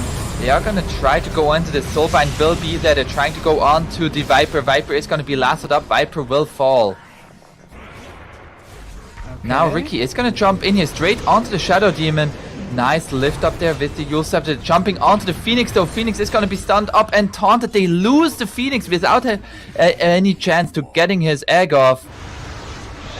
And Radiant's still storming on forward here. They want this tier 2. They don't want to go for Roche.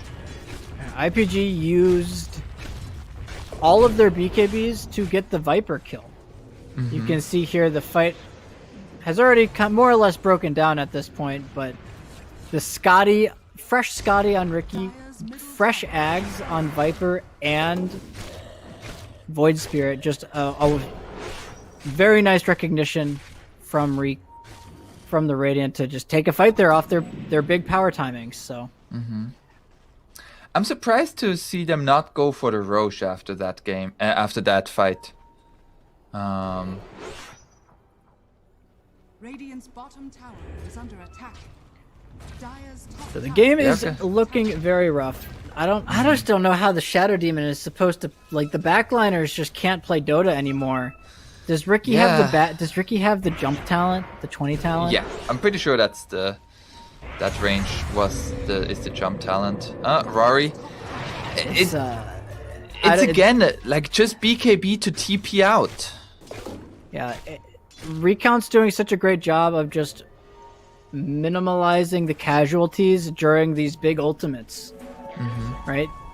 IPG used everything and got a Viper kill, and then they just go back in.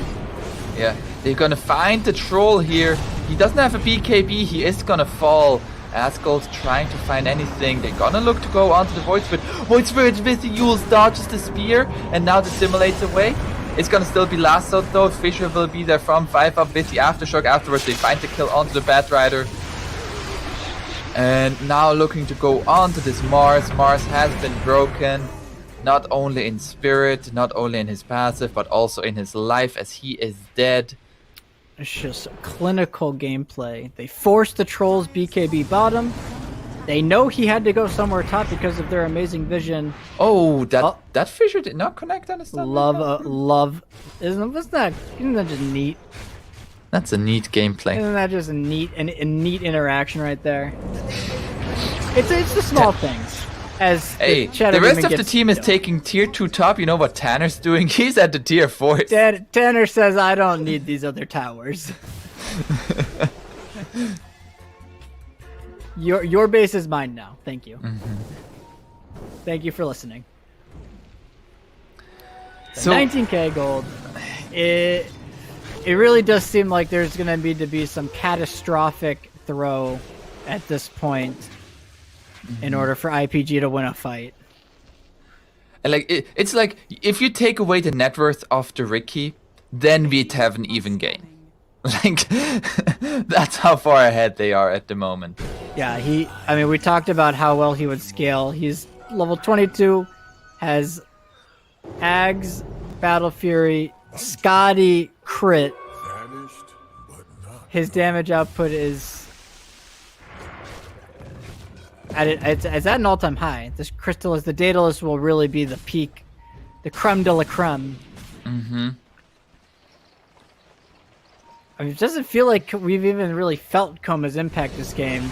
It's just been everybody. Oh, there's gonna be the ultimate forced out, and they're just gonna walk away from it, wait till it's run out, and then they're gonna kill him. 5-up taking the kill. Now the stun coming out onto the Shadow Demon. Koma jumping forward here, and the Shadow Demon is dead. Really, this entire thing goes back to this Viper pick. It really feels like the game swung on its head when this Viper got picked. In Last Hero, when he got that double kill top, Troll's game was just over at that point. Mm-hmm. He didn't see he didn't see any space for the rest of the game. It seems like. Dire's middle tower is under attack. Radiant structures are fortified. And now they're gonna go up to the high ground here. Troll has a buyback, but of course doesn't want to use it. If he uses his buyback here, I feel like Radiant's just gonna walk away and be like, okay, now you're even further behind. They're gonna find the Mars here to simulate, and the damage coming out from 5-up will be enough to take down the Roman god of war. Yeah, you talked about how it felt like they changed up their playstyle, where they were no longer bashing their heads into the team fight. Mm-hmm. Yeah, they know they had a lead. They have superior pickoff. They're just like, okay, we'll just play the map. If you want to split, we'll kill you when you go split. And that's exactly what they've done here for the last 10 minutes. Just pairs of heroes roaming the map, finding pickoffs, and IPG has really just struggled to find any sort of answer to this. Yeah. As now Recast, they are gonna go into the Roshan pit, Aegis into the hands of the Ricky together with the Daedalus. I don't even think he was. I don't think he's even been in threat of dying once, but he gets the Aegis. Mm-hmm. That's the hard carry life, man. Earthshaker now also with a full Lotus Orb. Yeah, this is looking really hard for IPG. I mean, there's still always the chance of some colossal dive into a throw. We saw something kind of similar in game 1. It gave IPG some hope. So maybe it'll happen again. Dire's bottom tower is under attack. Does not seem they're likely, playing though. it very methodical. Like every hero is getting farm right now on the side of Radiant. Actually, except for 5-up, who's just playing as a ward. Gosh, 5-up. What a... Oh my. Oh, he stopped that smoke. Tanner forces the BKB. Now the arena coming out, but Soulbind will be there from the Grimstroke. Double Viper Strike coming through with that. A buyback from the Grimstroke, actually. They want to fight this. They find the route onto Koma here. And the egg over the top. You said he is not going to die. Well, his first life just died. That's why he needed an Aegis there. And is now going to finish off everybody else here. Troll going to be controlled. Going to be dying. They find the kill onto the Mars. That's a 5-man wipe. They get the Aegis. They get the Grimstroke. And the Grimstroke also had an Aegis, known as Buyback. Dire's middle tower. That's a cool Aegis. Just costs, 1,000 gold, but that's GG. Paul. And this seemed like a bit of a slaughter this time around from Recast. yeah. And it really just felt like it went from not only like the Viper, who was like last hero pick, but also like Tanner on this mid lane Void Spirit, just solo killing Bat Rider twice, and Askel didn't have any game after that. Yeah, I completely agree. Tanner, we were spectators to the Tanner show in the mid lane for this game. Solo, you said it, right? He solo kills the mid twice. And I'd say it's a even matchup, but he was just feeling himself. Yeah. When your lanes are a disaster, the game is a disaster. That's generally the name of the game. Lanes what we wins saw. games. Lanes wins games, exactly. And with that, Recast taking this best of 3 series 2-0. A fantastic start off to the Snow Sweet Snow tournament. However, we are not nearly done today, as our next series is going to come up in about 45 minutes, and it will be the reigning champion of the Snow Sweet Snow, Hellbear Smashers, going up against No Undying. Again, starting in about 45 minutes. I'm very hyped for that matchup. We'll see you guys there.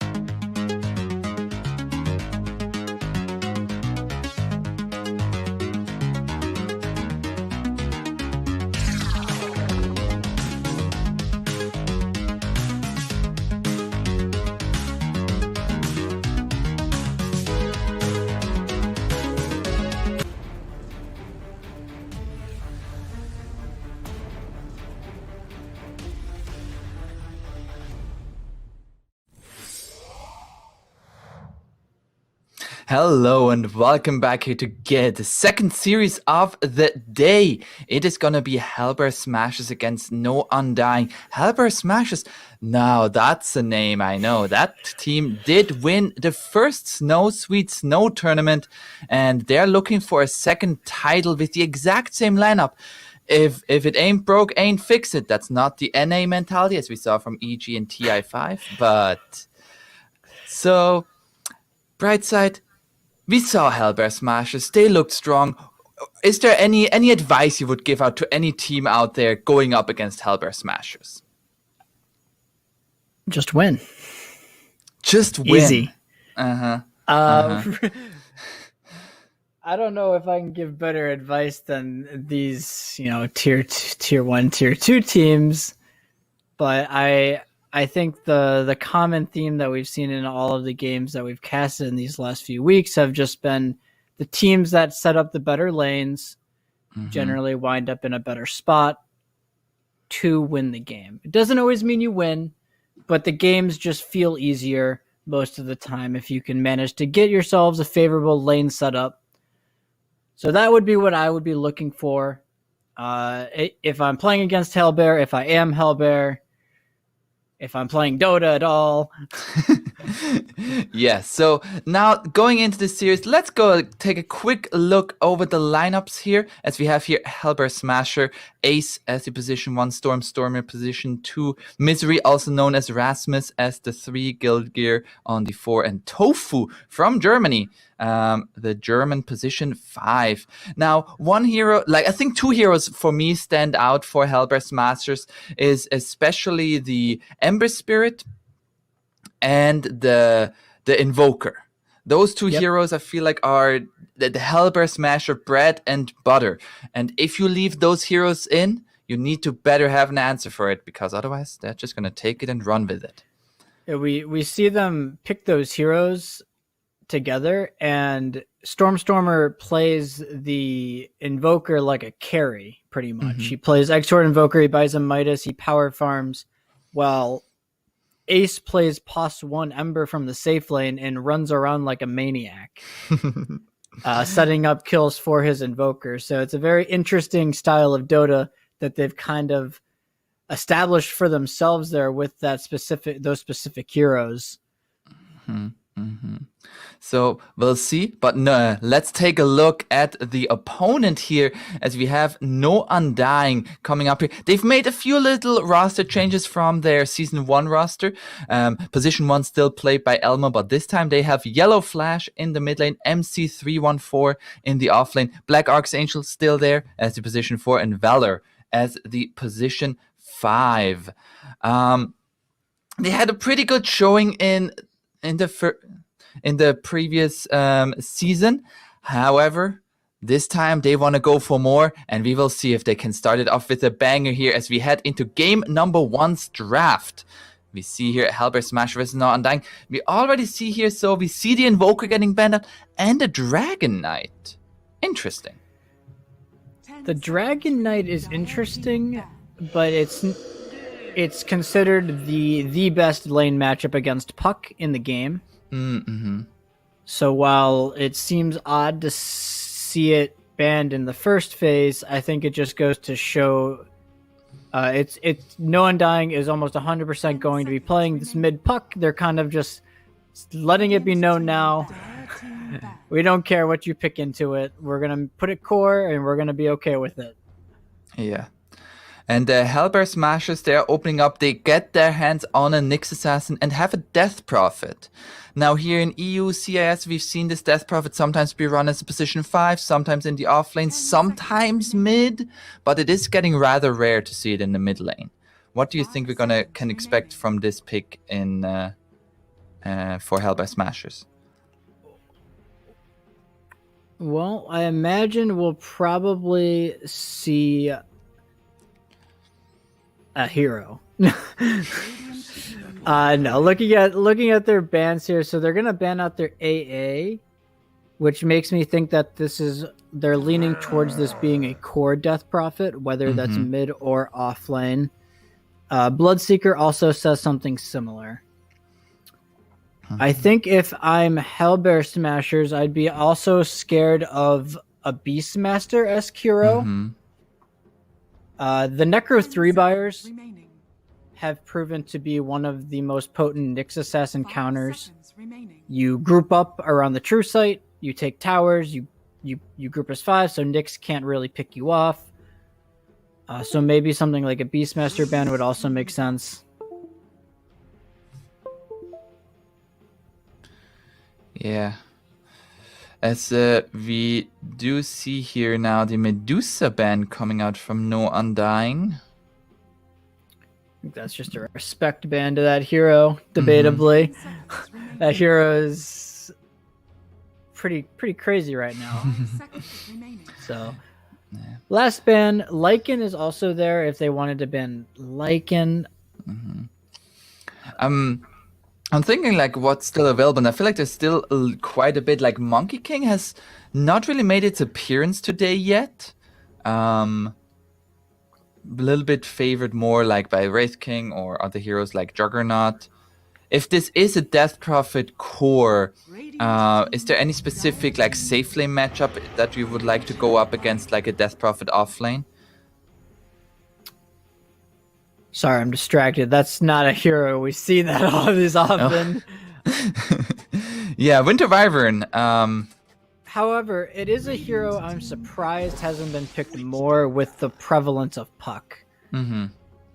It's considered to be one of the harder counters to Puck, similar to like the Lions and the Hex heroes. You curse the Puck when he comes into the fight. You set up a stun on top of Puck. There's no counterplay whatsoever available. 5 seconds It remaining. just is that Wyvern's laning stage tends to be very rough. Yeah. Given that they also have a Nyx Assassin that is like the support duo seems to be very greedy here from Hellbear Smashers. Would you agree with that? I would, however, the Wyvern makes a lot of sense when you consider that this is going to be a core DP who's going to be looking to pressure towers early. So now they can put their DP in front. She'll go like a Hood or something, so she's really tanky. You put the Wyvern behind with Curse plus the heal available. It makes it really awkward for No Undying to get into engagements properly already. But No Undying, they respond to the Wyvern with a Witch Doctor, Maledict. I wouldn't consider this a great Witch Doctor game. I actually consider Death Prophet, I consider Death Prophet one of the better heroes against Witch Doctor. Just because of how Maledict interacts with heals.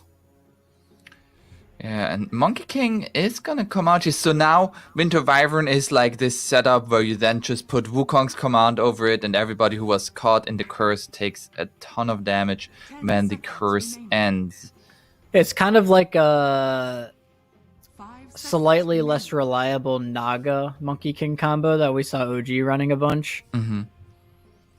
It's easier to execute because the curse is obviously the timing is consistent throughout, but smaller AoE, harder to land a bunch of heroes. And they're gonna go for a Morphling. You go for a Morphling here. So this is probably going to be their safe laner. Hellbear Smashers hasn't identified all of their lane matchups yet. So this Morphling, 5 seconds remaining. they do have the Shaker with it. So the Morph Shaker comes out. Like It's Morph. okay. I just don't think it's an amazing Morph game. There's a lot of stuns, a lot of silences coming out from the side of Hellbear Smashers. On top of that, if this is like an offlane DP, it seems like offlane DP does fine versus Morphling. Yeah, I am wondering like how much like if the Morphling gets to that timing, which I assume he's gonna go for like the Aghanim Scepter with Shard timing, same as your Shaker, and then they're just gonna like be playing basketball, just dunking time and time. They might be in a good place, but I'm a little bit worried of like how they're gonna get there. Given like currently there is a Death Prophet, like how are you gonna address the push that's gonna come out from the Death Prophet?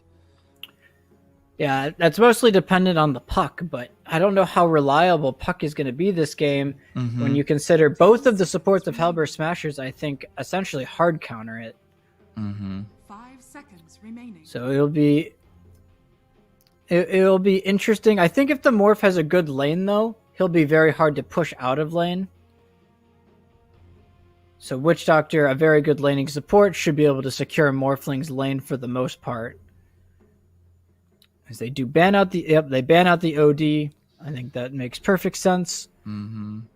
I would imagine another magic nuking mid, maybe Pugna, Pugna Zeus come to mind, but they're not amazing. You probably want something with another. You want another lockdown hero.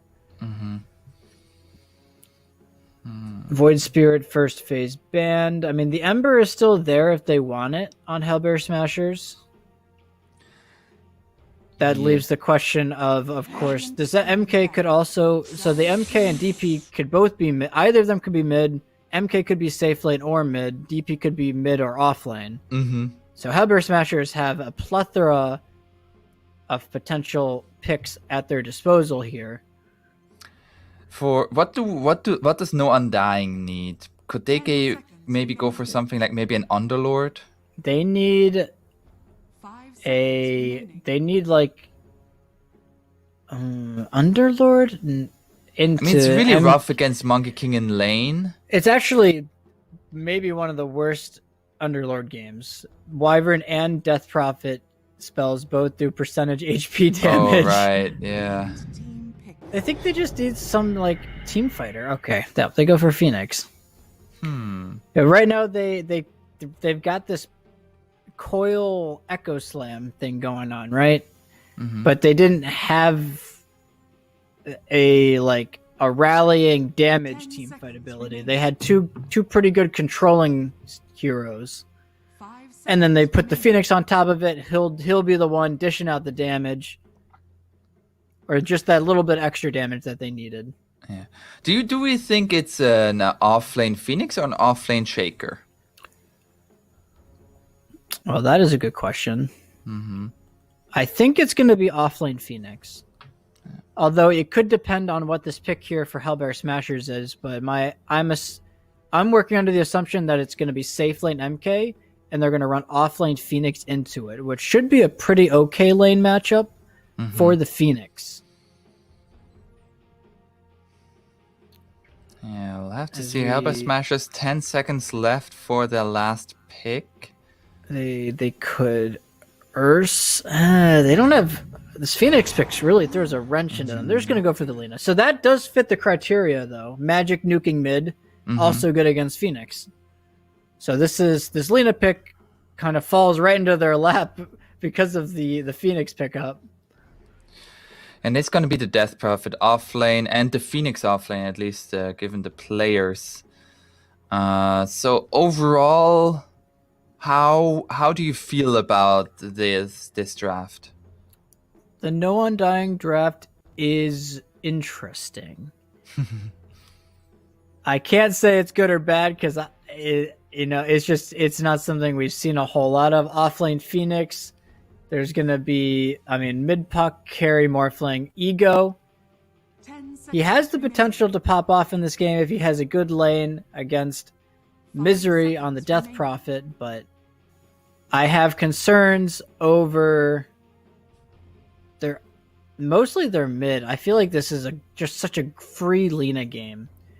They're going to have such issues getting to the Lena and consistently killing her. They have two fantastic saving supports on the side of Hellbear Smashers. Both the Wyvern and the Nyx are natural heroes for the Lena to play with. They have great setup for the Curse. I would lean towards Hellbear Smashers, trying not to be too biased because I think they're kind of just the favorites, right? They won the last one, so they've got... Yeah, certainly the favorites in terms of like teams. So we'll see here if No Undying can bring the upset, or if it will be indeed Hellbear Smasher running away with this game one. Overall, I feel like No Undying, they have the potential, especially with this Morph Shaker combo, which we've seen time and time again. It has popped up again now in the last, I feel like 1 week, week and a half. And it deals so much damage. It's just so good. And the thing for the Morph Shaker is really going to be, do they get the time for the combo to come fully online? Yeah. Generally takes about 20 to 25 minutes for it to fully come online. Does Hellbear Smashers give them that time? Probably not. So they're going to have to find some way to get that time for through the laning stage, through the mid game. Mm-hmm. And I mean, they do have ways of dealing with that. I think a big point is going to be how much is going to be Misery going to be able to get out of his lane with the Exorcism, and then like where are they going to push, and how easily are they going to be able to take down towers. Yeah, I think the $1 million thing to look out for is going to be, how does this offlane Phoenix fare? Mm-hmm. The safe lane Monkey King. It seems teams are always trying to have been struggling to figure out reliable answers to it. Yeah. So is Phoenix the hero that will beat it in lane? I'm not so sure. We'll find out. Mm-hmm. And where's a better place than to get snowed in and then our great partners over at GameDom. If you prefer to watch the action, GameDom offers match betting to earn cash on your favorite teams with great rewards, cashback, rakeback, periodical free coins. And with GameDom's rain feature and King of the Hill events, GameDom is the place to be. Sign up with code TEB on GameDom.com. As we see here, Radiant, they are making a pretty aggressive move here into the Dire jungle. But don't go up to the oh no, don't do it, Killgear, don't. Okay, he's safe. This was actually all spotted though, so a cute little ward placed by No Undying there on that high ground cliff. Mm-hmm. Spouts out all the movements, so nothing crazy gonna happen on either side. Looks like. Okay, he thought about it. Just want to go in there, 2 for 2 bounty run. Yeah, again, I'm Phoenix. Interesting. He is going to have the Fissure block from his Shaker, so the lane will be dragged back. I also presume the Shaker will then drag the lane, so the Phoenix should at the very least get levels. Mm-hmm. And something about that's pretty much the main thing that the hero needs. Doesn't need a lot of farm. You're really putting it in the core position for those early levels. Mm-hmm. And I also feel like Phoenix, especially in a core role, can deal a deceptively amount of damage early on with like early points in that Sunray. Like you're not expecting a Phoenix to be like level 10 around 15 minutes and just having 3 or 4 points in Sunray. Yeah, absolutely. And one of the, I think, main reasons they also picked up the Phoenix is it can lane against the Monkey King, but it's also just the biggest deterrent to Cold Embrace in the game. Mm-hmm. You Cold Embrace your ally, they get all of Phoenix's nukes put on them with a max damage Sunray. That hero is dead. Mm-hmm. So it provided them another answer to this Wyvern. And so far, Stormy, he's just putting the hurt onto Yellow Flash here. I don't think this is a great lane for Puck, at least early on. Unless you reliably can dodge Dragon Slave, which I don't think you can with level 1 Phase Shift. I think the damage instance, like the hitbox, is too big for level 1 Phase Shift. So just going to be trading. Everybody's going to be trading nukes in that lane. Mm-hmm. Also, Stormer did a great job of just faking out the Dragon Slave to force the Phase Shift. We see down bottom Tofu. They're trying to make a go at this Phoenix with Arctic Burn, but he of course has to dive. Yeah, that is really the big thing to look out for against Wyvern. When he has that Arctic Burn, if they try to go on you, you'll probably die, but when Arctic Burn's on cooldown, the hero feels very, very weak. Mm-hmm. You see Gilgear just going to town here. Yeah. Go through. As the DP's actually off to a pretty rough start so far up here. Yeah, she's gotten a lot of harass from the Witch Doctor. The Witch Doctor who has Voodoo, so he's always happy to trade. There's also a worse animation and slightly lower damage than the Morphling. also coming into play, I imagine. This DP's animation is pretty rough to deal with, I'd say. Yeah.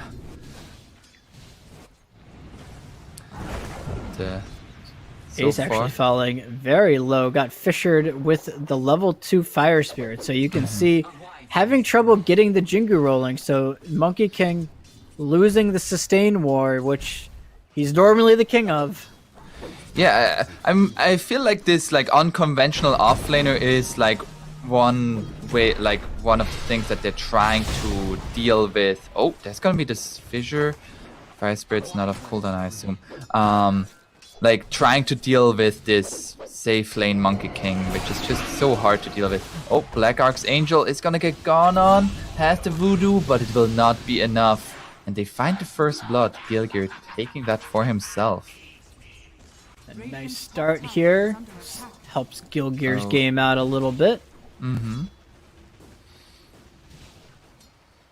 But Ego still farming. That kill doesn't hurt this top lane too bad. It's not like the Morph is getting pushed off the lane or anything. Although he's playing. Misery's looking to play a little aggressive here, but he's pretty much out of mana. Yeah. I actually like the decision from Black Archangel to not go for the Maledict. I feel like a lot of Witch Doctors may have, but again, Maledict just not very good against Death Prophet. At least early on. Or it actually like, gets all the health back with the Spirit Siphon. Yeah, the Maledict ticks do no damage. So, why skill it? But all of the lanes, I'd say, they are going gonna pretty... try to go onto Gilgir. He's fine. I'd say all of the lanes, though, a general overall net win so far for the Radiant. All of their cores are pretty happy. Everybody farming for them. They even got the first blood on their swords. And now the stun coming out here onto 2. Now the turnaround coming out from No Undying, looking to go onto Misery and Gilgir. Both have to back off. It's like a battle of the sustain cores. Who blinks first? It's like also like the other thing is like the Witch Doctor has Voodoo Restoration. Nyx Assassin has like good innate health regen. Morphling has Strength Morph. And DP has the Spirit Siphon. It's very regen intensive. Yeah. So mid lane, we do see Phoenix is doing. Actually, I'm assuming you're gonna talk about a CS. I was just about to ask. I was like, I thought like he must have focused a lot on harass because he is only 14-1. I do think that is the hard thing about playing offlane Phoenix is that your animation sucks and your damage sucks early on the hero. And while he was doing a great job of harassing Ace, Monkey King still just has a superior damage animation, superior damage. He can secure CS with his Q as well, so he was never going to completely stop Ace from farming, but being half of the CS is concerning. Yeah, and also the mid lane. Like the Lina is 33-12 to the 24-2 of the puck. Yeah, I presume the large amount of that differential is from the neutral creeps though. Stormstormer probably just shoving the lane in and then farming the medium camp next to him, or the small camp. Puck has similar capabilities, but Orb is just a longer CD, so he can't do it as reliably or as quickly. As we see Stormstormer, yep, that's exactly what he's doing. Just going for the neutrals. Yeah, and I imagine this game is going to be pretty farm intensive early on. The Lina's going to... I bet this is probably going to be a bots kind of game from the Lina, where they power farm. Although you could go for the Yules early to try to pressure the Morphling. But their big timing is going to be when the DP has like Phase Hood, and she wants to pressure towers with Exorcism. Man, another offlaner going for Falcon Blade, huh? This is all the rage. Is he gonna go for 2 Falcon Blades? That's the real question. I sure hope not. I'm still not convinced. Oh, that's gonna be the fissure onto Tofu. He's taking a lot of damage here. With the dive forward, He has a fairy fire, and the fire spirits will not be enough. He will survive. He actually cut down Ace's tree with that jump, but Ego. Oh, getting Eagle has the ran strength morph. down. He's fine. He's morphling. Very- He's fine. It is a very good Morphling game though. There's very little in the ways of burst damage to reliably kill him. Mm-hmm. There's really no insta disables. So we should pretty much always get the morph off as well. So it's very hard for Ego to die, at least in the early to mid game. Oh, they're trying to go onto the Morphling here. Yes, strength morph. Playing with fire there, and as he is water, that's very good for him. That's going to be a stun onto the Witch Doctor. There's going to be the cast coming out and the rotation from Yellow Flash with the Dream Coil looking to go onto both of them. They find the kill onto the Nyx Assassin. Misery has the Spirit Siphon, just going to go into the trees, trying to hide, but nobody can hide from Yellow Flash. And Nice finds the awareness kill. there. Yeah. Nice awareness. Just TPs in, coils, easy cleanup kills. The downside is that you're laning against Lina, so if she's not rotating, she's keeping those stacks up, beating into the mid tower. Already 2/3 of it gone. Mm-hmm. The 8-minute runes, but Stormstormer actually a doesn't haste even. rune. The Fissure gonna be there as well. Stormstormer gonna be in a little bit of trouble. Just takes down the Earthshaker. Never mind. He said call an ambulance, but not for me right there. Yep, Stormstormer also. He seems to really like to play these flash farm carry style, like spellcasting carry mids. That's like a pretty niche thing to say, but like he plays his Invoker like a carry. He's playing this Lina like a carry so far. Mm-hmm. Going for the bots build, I saw that he had queued up, so gonna be looking to play a very farm intensive game from him. Oh, the Imperial connects here with the Exorcism, now looking to go onto this Morphling. Some Isn't body mana. blocks coming out. Puck And does have coil again. Oh, that's gonna be the Dream Coil, but Ego already dead, even if they connect on this kill here. Which I don't think they will. They don't really have the damage without the Morphling there, especially with the Exorcism running. And that's now Dream Coil down. At the same time, you lose your tier 1 mid. And this is the concern with No Undying's draft. They just seem low on damage. Mm-hmm. And that's a large part why I think they almost felt pigeonholed into picking something like a Phoenix offlane. Is because they didn't have the damage to kill heroes. So until Puck has, those Witch's Blade and then he'll start doing the damage, but Lina, Death Prophet, pretty much all of Radiant's heroes, they have very natural ways of dealing high amounts of damage. And you just can't say the same thing about Dire. Mm-hmm. And as we look here at the 10-minute mark, it is actually the Monkey King and the Lina having an absolutely fantastic laning stage in terms of net worth. Ego is getting a lot of pressure from this Death Prophet. Yeah, I presume Monkey King just has max of his jump, Primal Spring, just power farming the jungle. Yep, stacking for himself, being very efficient, which is great. Ace is completely fine doing this in the jungle. It doesn't hurt his game, and it's also perfect for Wyvern's game. Wyvern loves nothing more than just sitting in this safe lane, pressing W on some creeps. Mm-hmm. And Ace now making the rotation mid as Stormstormer is going top. They're looking for this tier 1 up top since they've already taken down the mid. They scan the Wyvern bottom as well. He's gonna die. Tofu has the Arctic Burn. It's gonna survive a little bit with the heal, but there will be a stun. And another... Gets another round of spell as well. He actually gets another blast out. But yeah. I don't think it's gonna save the tower. Ego should be able to tank it up. Yeah, Both that's exactly what he does. very natural move. Both teams trading safe lane towers here, but Hellbear Smashers are the real winner because they've already claimed they're the opponent mid tier 1. Mm-hmm. So now they have taken the 2 critical towers at 11 minutes. And it's not like they did anything fancy. Stormstormer pretty much just sat mid, shoved the lane, hit the tower with Fiery Soul stacks. Is under attack. Ace now looking to defend his mid tower. gonna opt to go for the Battle Fury build this game, so looking to power farm. Some Monkey Kings opt to go for, you know, a Maelstrom or an Ags Rush, but he wants that cleave. It's all about that cleave. Phoenix, if he uses Fire Spirit there, I think he might just get stunned, and that's then a lot of follow-up.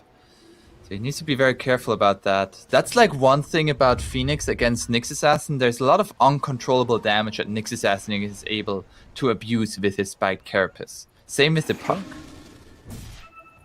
Yeah, No? it's like all things considered, it's a pretty great Nyx game, right? A lot of easy to catch the heroes. Dream Coil even used. Stun doesn't connect. The Enchant Totem will, however, Gilgear is gonna walk away. Not gonna be able to though. And to get some with the Talentless. But I feel That was not like the that's... kill that was not the kill they wanted. That was a 3-man smoke up. They used the coil.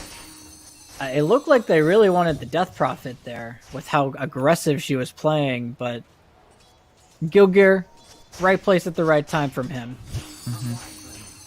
Now with this offlane Phoenix, what can we expect in terms of item build?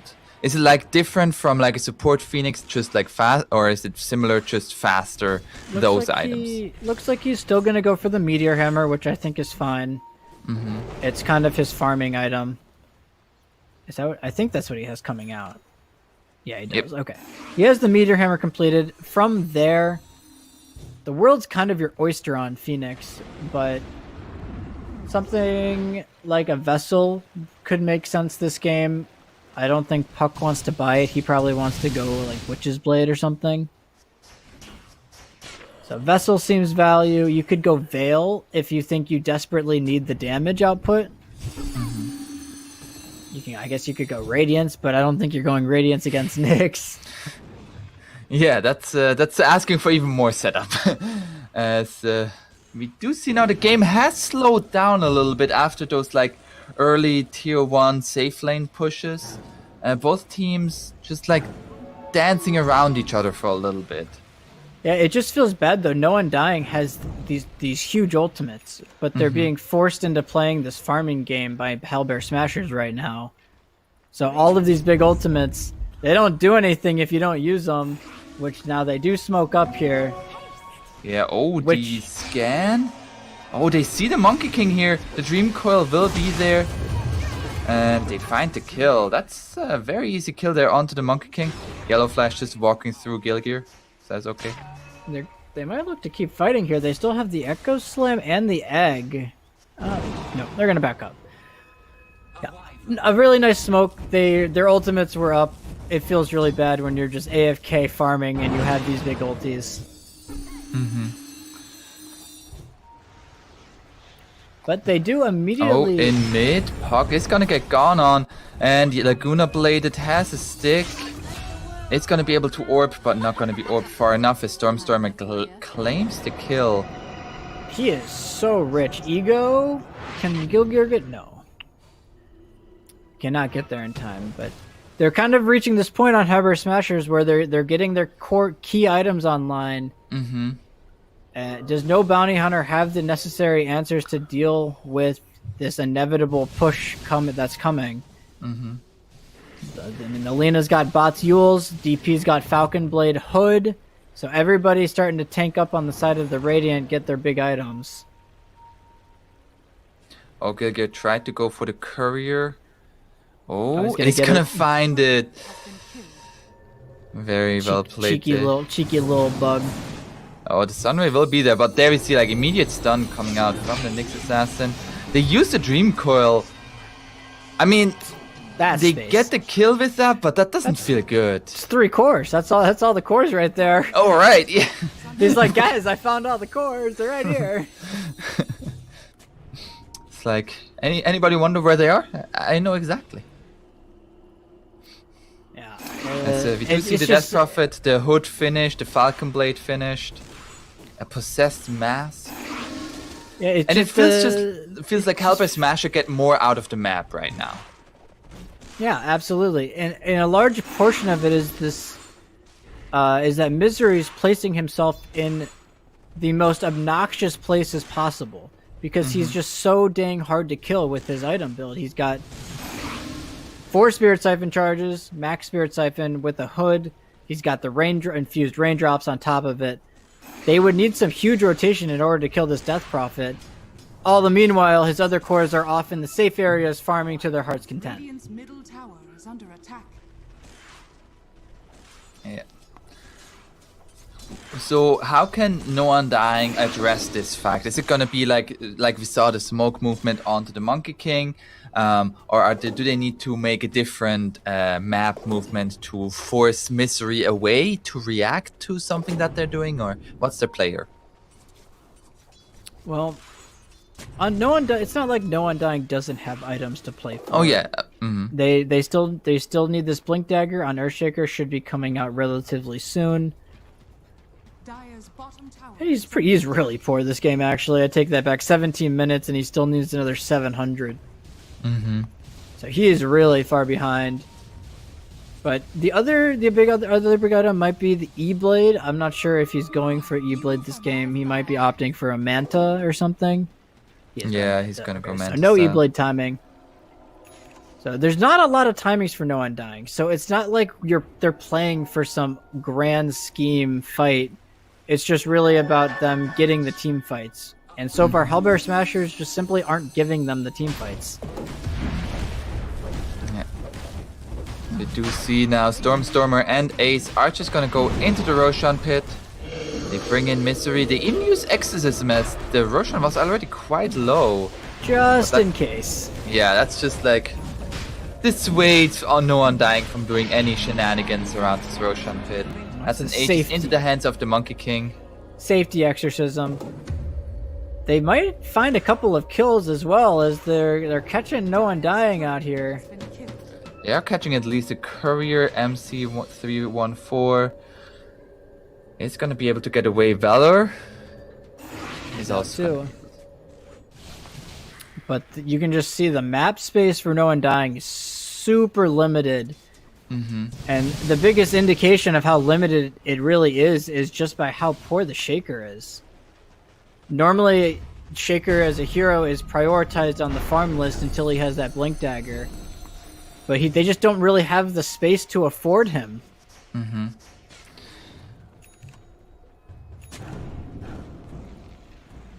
So we do see they're trying to get into their own jungle back. Are gonna force them out for now at least, but it's just like it feels so easy for Radiant to make these map movements now. Gilgir is gonna find the Witch Doctor. Silence coming out here with the Maldic. They find the kill onto the Nyx Assassin. Now the curse coming from Tofu, but it's just gonna hold them in place. Anything Nyx. more? Dive forward here it. by the Phoenix. They want to find more out of this. And this is the other big concern, is that they don't really have catch outside of this coil, which now they that's drop. gonna be the Dream Coil. And with the Witch Doctor ultimate going straight for the Death Prophet. Death Prophet is just gonna fall. And they find actually 3 kills in the end. The Yellow Flash a little bit far forward there is gonna get punished for that. And Ace and Stormer are still very, very strong. Ace now with the finished Aghanim Scepter. He's just surging forward. Yeah, Blink Dagger now finished for the Earthshaker at least, but they get a few kills, but just overstayed their welcome. If they gotten these 3 kills and gotten out, that would have been very fine, but No Undying just pushing a tiny bit too far forward, and Stormer and Ace ready to pounce on that mistake. Yeah, it looks like when the Death Prophet gets coiled and eats an entire Death Ward, he will die. So at least that's still there. They get the Yules Yule though. Scepter, Stun, Laguna Blade, goodbye. Stormer and Ace are just so absolutely loaded. Now Aether Lens done on the Lina, so the increase with the cast range talent, so the Yule's cast range is pretty much global now. And Ace, he's just looking to scale with the right click. So they've got all of the damage types covered with Hellbear Smasher's lineup, so there's no perfect itemization for No Undying. BKB feels bad, armor items feel bad. There's really no winning.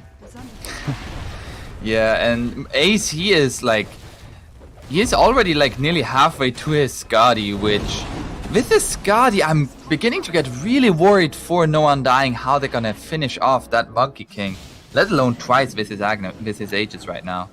And again, we see another case where there's a melee Scotty builder playing against a ranged carry in the Morphling. So if he gets on top of Morphling, that extra range slow will absolutely annihilate Morphling.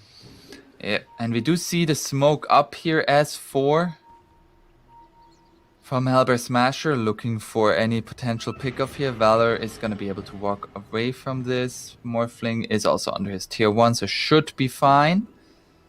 Very nice read here from No Undying. I think they might have seen the smoke on one of their deep. They have a deep ward down there in the bottom jungle, but they don't get caught.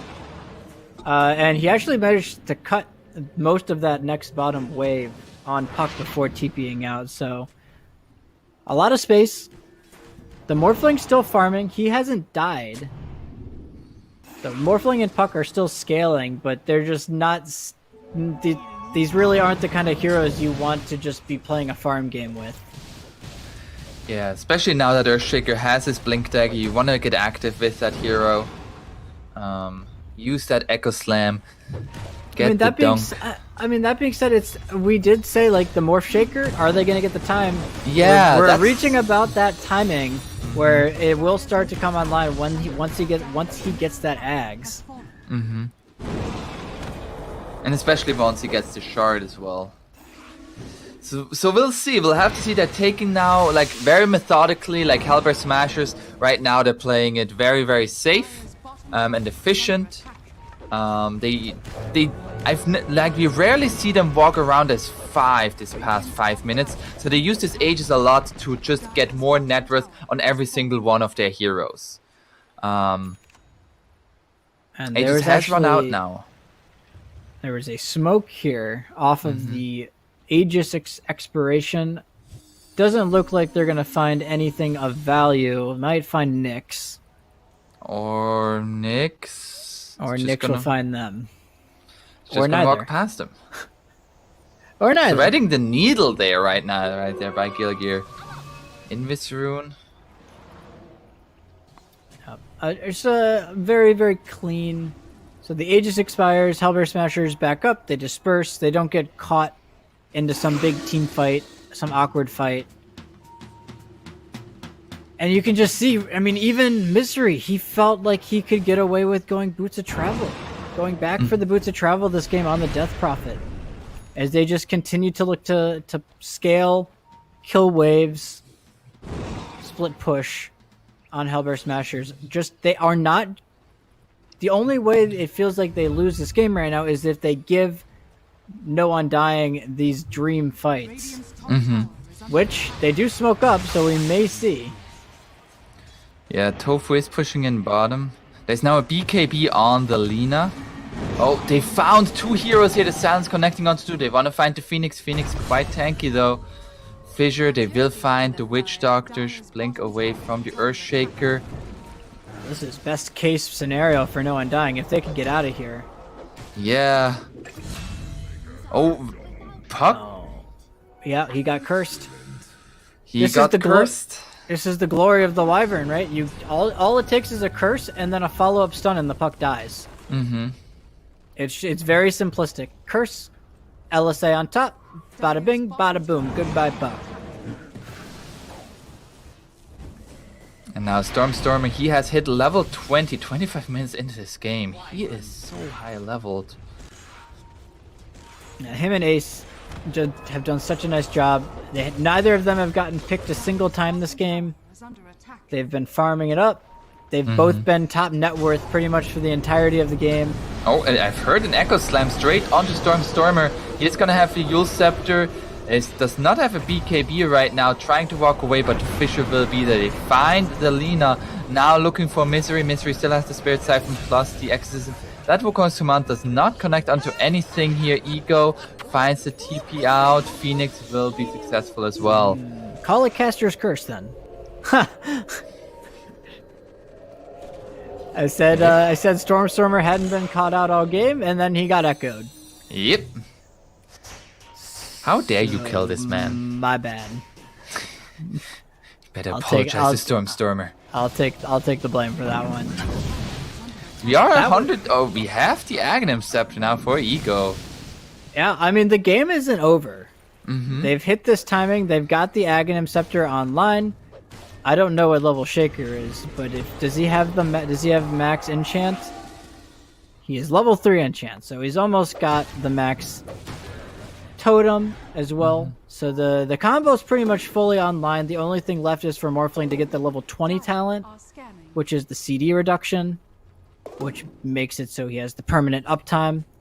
Other than that, though, no Undying hitting most of the, I guess pretty much their only big window for this game. Yeah, oh, Gilgear looking for Yellow Flash. And he's not gonna let him TP out of here. Stormstormer TP. Oh, he misses the Impale. Well, Oh, and he tips him. He knows. He knows. it's just As, unfortunate. Yeah, that was a little bit unfortunate there. The assassin just whiffing. However, sometimes it be like that. A Shiva's guard now finished for the Phoenix. Very natural item progression for him. Shiva's just, I mean, attack speed's low for the attack speed slow for to protect the egg with is always value. Yeah. It's now Monkey King. A little bit. Wait. Oh no, I was like, hey, he did not farm since I last said about it if I Scotty, but no, he got a full BKB.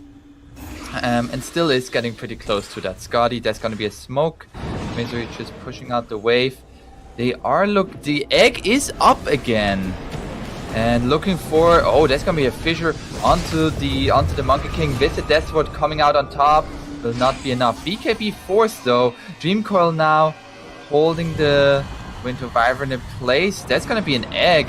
Very defensive egg. Connects onto the Nyx Assassin. The safe will be there from the Winter Wyvern, but the fissures are just gonna be more than enough to finish him up. Now BKB by Stormstormer. They got connect onto the puck, and a rather weird engagement there. That was definitely strange. Ace ran straight in and was forced to use his 10-second BKB on a Witch Doctor, which doesn't feel good. But they do manage to find the puck at the very least, and they also got egg out. So a small win for Hellbear Smashers, though they did smoke and use both of their core BKBs. If they get Aegis off this, though, it is completely fine. Yeah. They don't have egg anymore on the side of no Undying and no puck for another 10 seconds, which I believe might just be too long here. Phoenix actually showing himself. That's gonna be the Winter's Curse coming through directly onto the Morphling follow-up stun with the Wukong's command over the top, but he's just gonna slam a tank out of there. There's now gonna be the Fissure. The Echo Slam connects onto 2 here. They find the kill onto the Nyx Assassin. At the same time, they will lose the Phoenix for this. Puck is back. Buyback from the Witch Doctor. And it's gonna be the slam dunk forward, finds the Winter Wyvern. Tofu is gonna fall. Another Fissure coming out. The Dream Coil misses! Ooh. The Morph Shaker has arrived. Yeah. It's a little concerning. You can see Hellbear Smashers is actually having issues sticking on targets. Right? The Morphling's turned in the Shaker, so he's jumping around. Phoenix is in the way back. Puck obviously is extremely mobile, so they're having trouble reliably DD. killing. When they have a DD. Oh, this could be the window right here. They do have Exorcism still, but no Wukongs and no Curse available. Oh, there's now a full Lincoln Sphere on the puck as well. They're gonna. This is a tense moment in the game here. The game-changing Roche fight appears before our eyes. They're gonna go for a smoke. Jump on in. Straight onto the Roshan. Roche is taking so much damage from that Morphling. Ace does see it. They pop the Exorcism Silence coming out onto the Morph. Morphling gets out. Wukong's command connects onto nothing here, but they wanna finish off with the Erosion, the egg over the top here. Jump in from Ego. Ego gets the Aegis, but will still fall right afterwards. There's gonna be the X exploding, but will be dodged by Mystery. Now the Sunray coming over the top will be stunned over by the Nyx Assassin. They're gonna go onto Ego. Ego doesn't have the replica right now, is gonna go for it now. Gets the jump away. Now they're looking to go onto Puck here. Puck has been lifted up, is gonna be stunned. And the Fissure is gonna hold him in place. Valor putting down another Fissure, but will still fall. In the end, they get the Aegis, but they lose it immediately. Yeah, and I guess the reason why it seemed like Hellbear Smashers wasn't able to stick on is because no Undying was just running for most of these engagements. This was the first engagement we've really seen them try to stand their ground. They pop the egg, Morphling waveforms into the pit, and he just gets shredded 2 lives in a row. Well, and that was with the Aegis steal. Like, if he doesn't steal the Aegis there, that's just an absolute disaster of a fight. And that was a fight where they got their egg off, right? But the Morphling just wasn't really able to reliably hit targets. The only hero in front of him was this Monkey King, who he's just simply not killing right now. Yeah, looking to go on to the Shaker here. Fissure will come out. Another Fissure from the Morphling. Tofu has the Glimmer Cape. Will get out. They get the ranged Rex, melee Rex, still alive for the time being, but it just feels like a matter of time. They have cheese on Monkey King. They were able to secure the cheese at least. Alright, they got a pseudo Aegis. But I feel like also like cheese, especially in this game, like there isn't that much. Actually, I don't know. Like with the Morphling Shaker, I was gonna say like there isn't that much burst coming out from No Undying, but with the Morph Shaker, it might actually be enough burst before the Monkey King is able to use the cheese. The primary concern is that even if they kill the Monkey King, who's dealing with the Lina? Who's dealing with the Death Prophet? Right, we're essentially in a three cores for Hellbear Smashers to the 1 of No Undying at this point. And also that 1 core, like if Hellbear Smasher ever finds a pickoff on the Shaker, that's really big because then Morphling can't have the replica of the Shaker. That is very true. Yeah, the Shaker has to play really scared because he also is susceptible to the Nyx. You know, the Fissure's a very transparent spell usage. You raise your hands to the sky and slam them down. Very easy for Gilgir to just spike Carapace, catch him, and they have no lack of backline jump. At least in the form this MK can just pop his BKB, jump onto the Shaker, pop his ulti, and Shaker just dies. So we do see here Hellbear Smasher looking to approach towards the top side. We have an illusion rune from the Lina. But all 3 lanes are just getting pushed in, and we just see like this Network lead, it never really has stopped growing. It like pretty much has always continued to grow for Hellbear Smashers, which just is like the efficiency coming out for them. And all of their cores are getting so much. There's now a BKB on the Morphling. Is that gonna change things? It will certainly help. He also has a Titan Sliver to boot, so extra damage and status resistance for him. And there is a BKB on the Death Prophet as well, so I just don't know if Morphling, even with the Shaker combo, does he do enough damage to kill the enemy heroes right now? It feels like a stretch. Yeah. They might be looking to make a go at for a team fight here around their vision. Radiant are scanning. Yeah, Radiant are very aware of this. Like they're scanning all of them out right now. Well, I mean, you look bottom, they've got 2 wards in that bottom jungle. They've got 1 ward in the top jungle. They're like, okay, well, deductive reasoning, they can only be in 1 spot. Yeah. And now with catapults, might be looking to go high ground. If they say, okay, you want to all be top, we're just gonna force in bottom. Just forcing reactions back and forth. They're not letting No Undying get outside of their base comfortably. As Phoenix... The Phoenix has dive. Gilgir gets the stun onto the Morphling. Bouncer Strike will be there. Trying to go on to Ace here. There's gonna be the Dream Call onto the backlines. Morphling coming in here, finishes off the Winter Wyvern. And that's Exorcism and BKB popped here for Misery. Is he gonna walk into the base? No, he's not. Alright, that's a big win for No Undying. Exo used for absolutely nothing. You actually lost a hero. Yeah, the only thing that they used there was the Dream Coil. It's very scary to be playing a support if you're Hubber Smashers this game, though. The double Fissure, you get caught by one of those Fissures, you know Morphling's coming in to give you the Pound Town slapping. Yeah. It's like something out of a horror movie. You get fissured from the fog and you're like, oh, please, no. No. Please. Don't hurt me. But they are getting some space now around that. Yep, they get a little bit of map space, but really not that much. You look, I mean, Misery just runs bottom even without Exo. Sitting on this ward. Mm-hmm. Although they do come there's out gonna here. be the Fissure onto Gilgir. He is out. Feels like right now it's a little bit of a cat and mouse game between those two teams. Hellbear Smasher just wants to force those ultimates, but immediately retreat after they force them, and No Undying. Yeah, both teams are like that, honestly. Yeah, Right, we saw them force the Exorcism. Oh, they're gonna go on jump. to Misery here. Do they have the damage? Cheese will be there from Misery together with the Cold Embrace. Now looking to turn it around. Morphling is gonna jump in there, trying to go on to Gilgir. There's gonna be the curse, delaying the BKB. Ego now looking to go on to Misery. Misery is gonna be stunned up and fissured, taking a lot of damage with the Maledict over the top.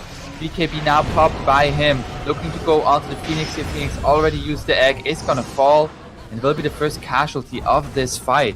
When it is all said and done, also the only casualty. It looked like the Phoenix was. It looked like a strange egg. I think he was trying to split the fight in half because he forced the Death Prophet into where the Shaker and the Morphling were, but they just didn't have quite enough damage to bring down Misery as he pops that BKB. And now you have no egg. And there's still Wukong's command for Ace. Just gonna jump into mid here. Now the Exorcism gonna be popped. Another Fissure coming through. Puck jumping in here. As the orb is gonna jump to it. But they will lose that tier 3 as the Exorcism does short work of that. They're gonna try to go onto Misery. Misery has the Yule Scepter. At the same time, the team just looking to take buildings here. Kills are temporary, objectives are permanent. They find the kill onto the Witch Doctor actually with the Wukong's command. Looking now for the Rags. Buyback from the Witch Doctor. Tofu dodges the Enchant Totem, and now they're looking to go onto the Morphling. Morphling has been caught. The Dream Core will not be enough to save his life. And now He got really excited there. He found the supports in the backlines isolated. But Tofu just put on his dancing shoes there. Yeah, he went to the ballet lessons and just did a beautiful... Is it dancing talons? Dancing claws? What do wyverns have? Oh, I don't know. I would assume talons, yeah. Dancing wings? I mean, like, yeah, he has wings. She has wings as well, but... Oh, Agnum's Blessing in Roshan. Well, Morphling dead. They got one of the cores. They got the Death Prophet, but again, who's dealing with the other two cores, Ace and Stormstormer? Yeah. More than enough to take down the Aegis here. And not that they only lost Morphling, they also lost a full set of racks. Wait, they're not finishing this Roche? Looks like they're a little scared of the team fight. I mean, No Undying has all of their team fight alive, despite no Shaker. Just showing them, or then no Shaker, no Morphling. showing them the respect. But Ace mid, found the Witch Doctor Stormer now. Did the Roshan. They found Earthshaker as well. that was a really Yes, the fissure. what an interesting play. So they made it look like they all left the pit. Stormer goes back in, finishes it off. While that's happening, the other heroes are just searching for any sort of pickoff, and they find two. Ace has that full Abyssal Blade done now, so he is the ever-looming pickoff presence. Who got the Aghanim's Blessing? Oh, the Nyx Assassin, I believe. Yeah, Nyx Yes. Assassin has to borrow. It's such a good game for it too. There's so many spammable nukes. Like the Spike Carapace is so good. Yeah, they're just gonna go for the mid set here. Tier 3 is gonna fall, and no Undying. They don't have Shaker for 10 seconds, and with that, Morphling can't really play. He's gonna go into the form of the Death Prophet to get the Spirit Siphon, but it's just gonna get bashed and just eliminated. They are gonna start to hit onto the egg. The egg is gonna explode. Buyback from the Morphling. Oh, no, the Echo misses as the blink was cancelled, and Valor is gonna fall. GG is called as Hellbear Smasher take a very clean game 1. It looked like they had it in the bag for a long time. No Undying had some moments, but Hellbear Smasher was just cleaner. Would you agree with that? I would agree 100% with that. I think Hellbear Smashers just looked really freaking good. Didn't make any no big mistakes. Very clean laning stage. Very clean tower progressions. You said it yourself. They were very methodical. Yeah. They got Roche. They got the key towers when they needed to. Didn't give up key pickoffs. It's just a formulaic way to win. And with that, so no Undying, what would you adjust for game number 2 here? As game 1, like the laning phase wasn't like very bad, but it wasn't also great. How do you want to set up for your next game? Well, I think they need to find a way to have more reliable damage output. It felt like this game they were just missing that key burst component hero. Right? They had all this great team fight, but it didn't feel like anybody died despite all the team fight going off. Yeah. I completely agree with that. Well, we will see. How is game 2 gonna go? We will find out in about 10 minutes.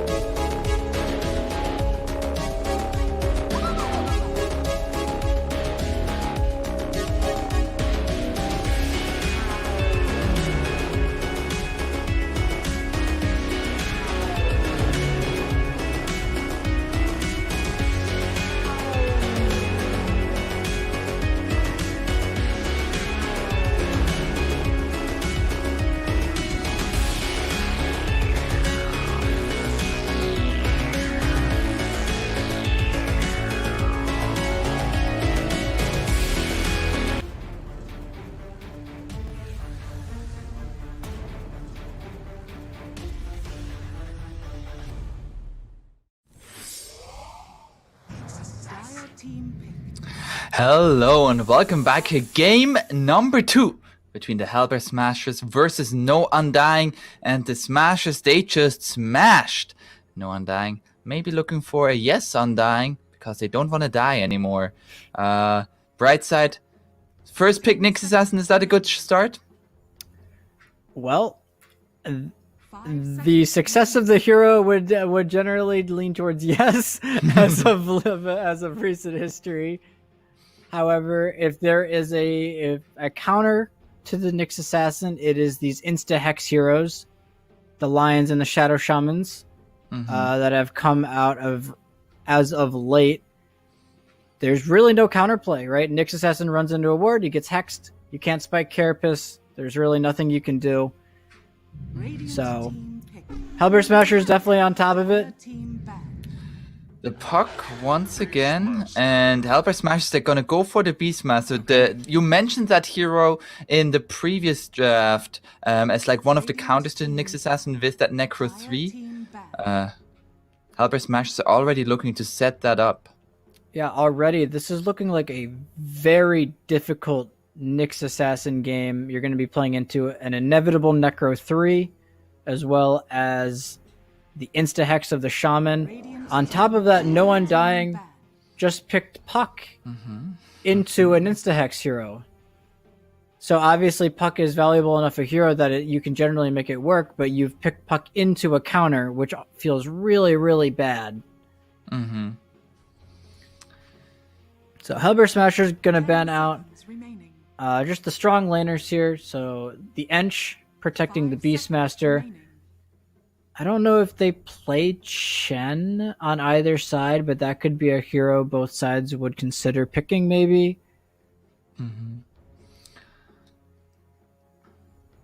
Given, like, I feel like already with, like, the first 2 picks, we kind of see, Team picked. like, differences of, like, what they want to do. Like, No Undying with the Puck, Nyx Assassin, they want to go for the pickoffs, while Hellbear Smashers, they have push. They have Shadow Shaman, they have Beastmaster. Now looking to round out these drafts, of course, to find some more flesh to the bone, of 10 course. seconds But remaining.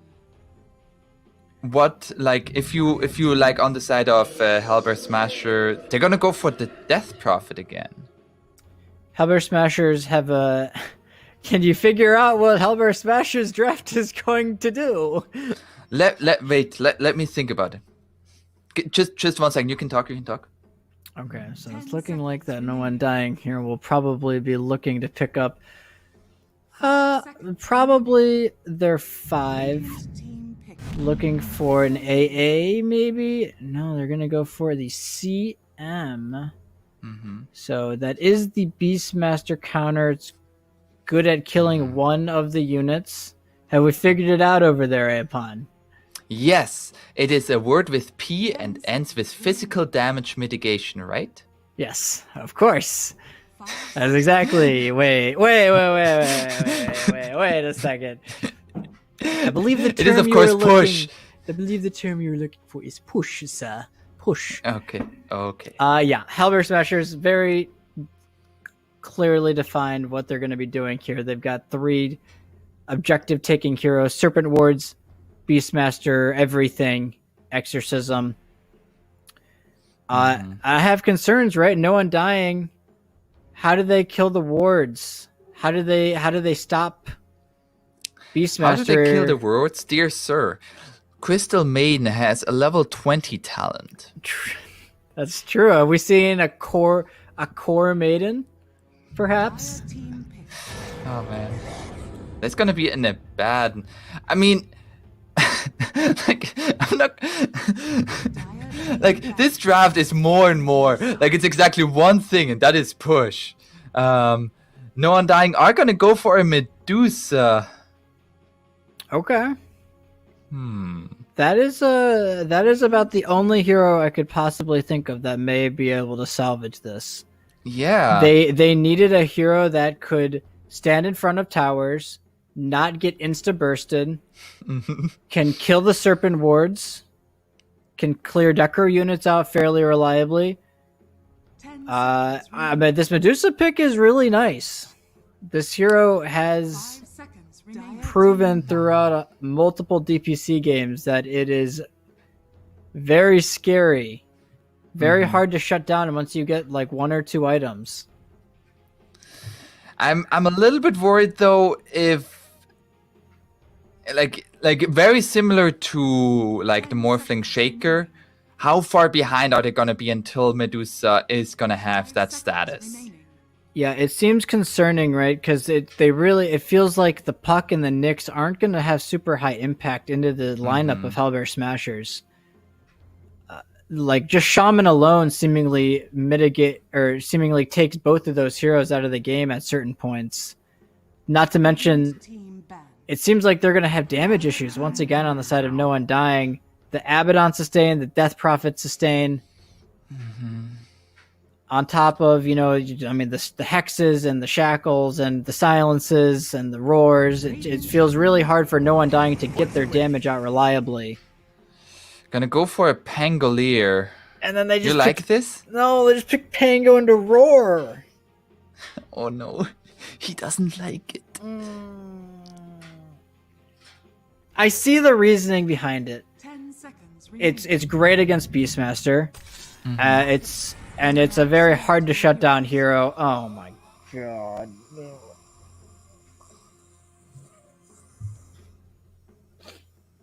They got elked. Hellbear Smashers is going to attempt to smash No Undying in 15 minutes, it would appear.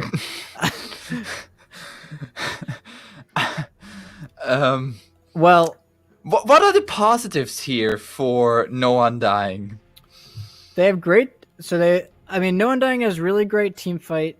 If they get a coil on, multiple heroes with the Pango roll on top with the Dusa ulti, they have fantastic team fight at holding specific areas of the map. The concern, the real yikes part comes into when you start to consider the counters, right? Pango tries to roll, he gets roared. The Dusa tries to walk in, she gets hexed. It feels like where the bright spots of No Undying's lineup are where they're countered in every single aspect in some degree. Whereas you look at how Hellbear Smashers want to play their game, not only did they look extremely clean in their last game with their lineup, but it seems like there aren't a whole lot of reliable answers to what they want to do in this game, especially considering how seemingly fast their lineup is going to come online. And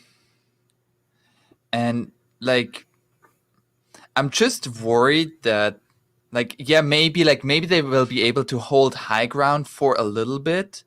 But even if they're holding high ground, it's going to be a similar case to what happened in the previous game. It's going to be like 1 core against pretty much 3 cores. Yeah, it's really going to be on the Puck. That's going to be the tale of the Puck and the Pango this game. Yes. They're going to have to be very active, looking for rotations. And it's scary, right? They have to play active, but they also have to not get caught by roars and by shaman hexes and stuff. They have to walk a very fine line in this game on pressuring the alchemist, defending towers. It's a very tall task. And overall, certainly favoring Hellbear Smashers. 30 seconds to battle. But it still comes down to execution. We're gonna have the mid Death Prophet here in this game, number 2. And the safe lane Alchemist. The safe lane Alchemist against the Pangolier. Is that at least a lane where Pango can get some sort of farm? I mean, Pango should do okay, but I don't think he stops Alchemist. Especially when you factor in that there's going to be a 5 Abaddon in his lane, which is he's going to be checking out the shields and the heals and whatnot. That being said, right, we talked a lot about Hellbear Smashers. They're very timing oriented, very fast lineup. If No Undying gets to this point where Dusa has 4 to 5 items, they very well could just win the game off the back of Dusa. It's still a fantastic game for that hero. The concern is getting to that point. And Yellow Flash actually getting the deny on his range creep. Stormstormer doing the same, so they're pretty much even now again. Very strange to see the mid DP. It seems to be an oddity these days. Yeah. Oh, Yellow Flash dodging the Crypt Swarm there. Actually, very low CS on the puck though, so not having a great time so far. As we can actually see that Misery opted to go for the axes level 1 in the top lane. He's been chucking those out early. Oh. So very interesting. Not going for the early boars. Didn't want to feed him to the CM. Makes sense, right? CM wants to skill Frostbite and kill the boar. You just don't let her. I think it makes a lot of sense. And so she skills... so she just skills Crystal Nova, and then you just uses that. Yeah, and Beastmaster, he'll still get his farm here. Doesn't necessarily need the boar to CS with or anything in this lane. As we see Alchemist, 11-2 to start. So he that's scary. It is definitely scary. We actually didn't catch. I didn't look at who got the bounty runes, but he's rich already at 2 minutes. So yeah, pretty much so. And MC is getting quite low there as well. I've seen how different iterations of Alch builds. We saw the Radiance not as favored anymore. Nowadays it's more Armlet, Battle Fury, something like that. Yeah, I would say. Not the solo, but the first blood kill onto the Medusa. All right, yeah, I mean, fantastic kiting there from Gilger. He just played that Medusa like a fiddle, kited her up to the end, and that's the hero that has to have a good game. If this Dusa falls 1 or 2 more times already, the game I would say, is looking very bleak. So they have to make sure she has a decent game at least. They get the shackles. They get another kill. I mean, just look at the Medusa's last hit. Like, Alchemist has tripled the last hits and is getting more gold from each last hit. Yeah, 5 I mean, look at the CS chart. It really tells the tale. The Death Prophet has 10 denies. Oh. 11. What's happening? He's on. It's a 2,000 net worth lead at 3 minutes. I don't want to be the bearer of poor news, but this is about the worst possible start that No Undying could have possibly asked for. Just all 3 of their lanes losing. I mean, the mid and bottom lane are seemingly just losing in a CS war. It's not even like they're dying or anything. Top lane obviously has fed a couple of kills, but well, they're not, like, not only did Medusa die, she's also like the lowest in last hits. Yeah. Like it's quite may have a kill here. Oh, Tofu. Oh, has a fairy fire. Still gonna fall though. Oh my gosh. Oh, gets a neutral creep denied. It just can't catch a break. And a rotation from the Shadow Shaman. That's them a kill onto the puck. And it was just not meant to be, as Stormstormer says. I've shared concerns, right, about just how quickly the Radiant lineup will probably come online in this game. And that's just going to be accelerated by them having such a great start to this laning phase. Could still change, but I just don't. Who's going to move that's going to change the status quo of this laning stage? Yeah. Oh, Black Archangels is gonna fall again, and now body blocks onto Ego, not gonna be enough to have him die as well. Again. But Misery looking towards that Necro book. We saw him. I mean, even in the Snow Sweet Snow last season, we saw a couple games of him playing Beast where he just dominated. He must have learned from Moo during TI5. Not TI5, TI6. You're just full of TI references today. TI5, now TI6. Got all of them. You just got them all in your bag. Yeah, I miss TI. I want to say apparently. So you can see they really just don't have the capabilities to pressure this Alchemist down here. The Abaddon just kind of stands in front of him. And they can't really get through this Abaddon. And something that I noticed that EG has been doing a lot, they pick Alchemist with any sort of slower stun hero, and they just force trades into the Acid Spray, and they just win the lane by out-trading, and Puck dies again. Another rotation from the Shadow Shaman. We're not even gonna look at that. No. We don't show genocide. Don't show genocide. I actually don't think the Shaman was at that rune. No, Shaman was not, I believe. That was a solo kill. I think that was a solo kill. Yeah. 22 denies to the 17 last hits off the Puck. Stormer is putting on a clinic in the mid lane. There's gonna be the tongue coming out onto the Crystal Maiden. Just a She killed the Necro unit. Killed the Necro unit. Yep. Oh, not like this. Yep. That was pretty funny. That was almost pretty dies. funny. They're gonna get the shackles. They still have the mana burn creep online as well, so he can't even rely on his mana shield really. He's running in there with like 10% HP. There's a rotation. Looking to turn it around. There's gonna be the tongue. Valor now has arrived. Gets the stun out, but Ego, he's just taking too much damage. It's gonna fall, and it's 7-0. 7-0.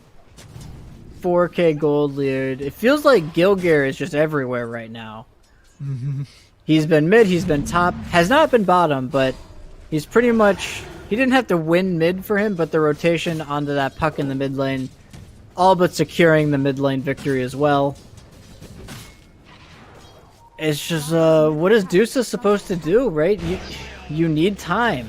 It's as simple as that. Is that gonna be a dead mid? Nyx Assassin gets a two hero stun. Nyx will survive for now. Okay. Black Archangel. And some Necro units for Ego. He's gonna freeze. Okay. Not again. Fool me once, shame on you. Fool me twice, shame on myself. It's just all three lanes right now going so well for Halberd Smashers.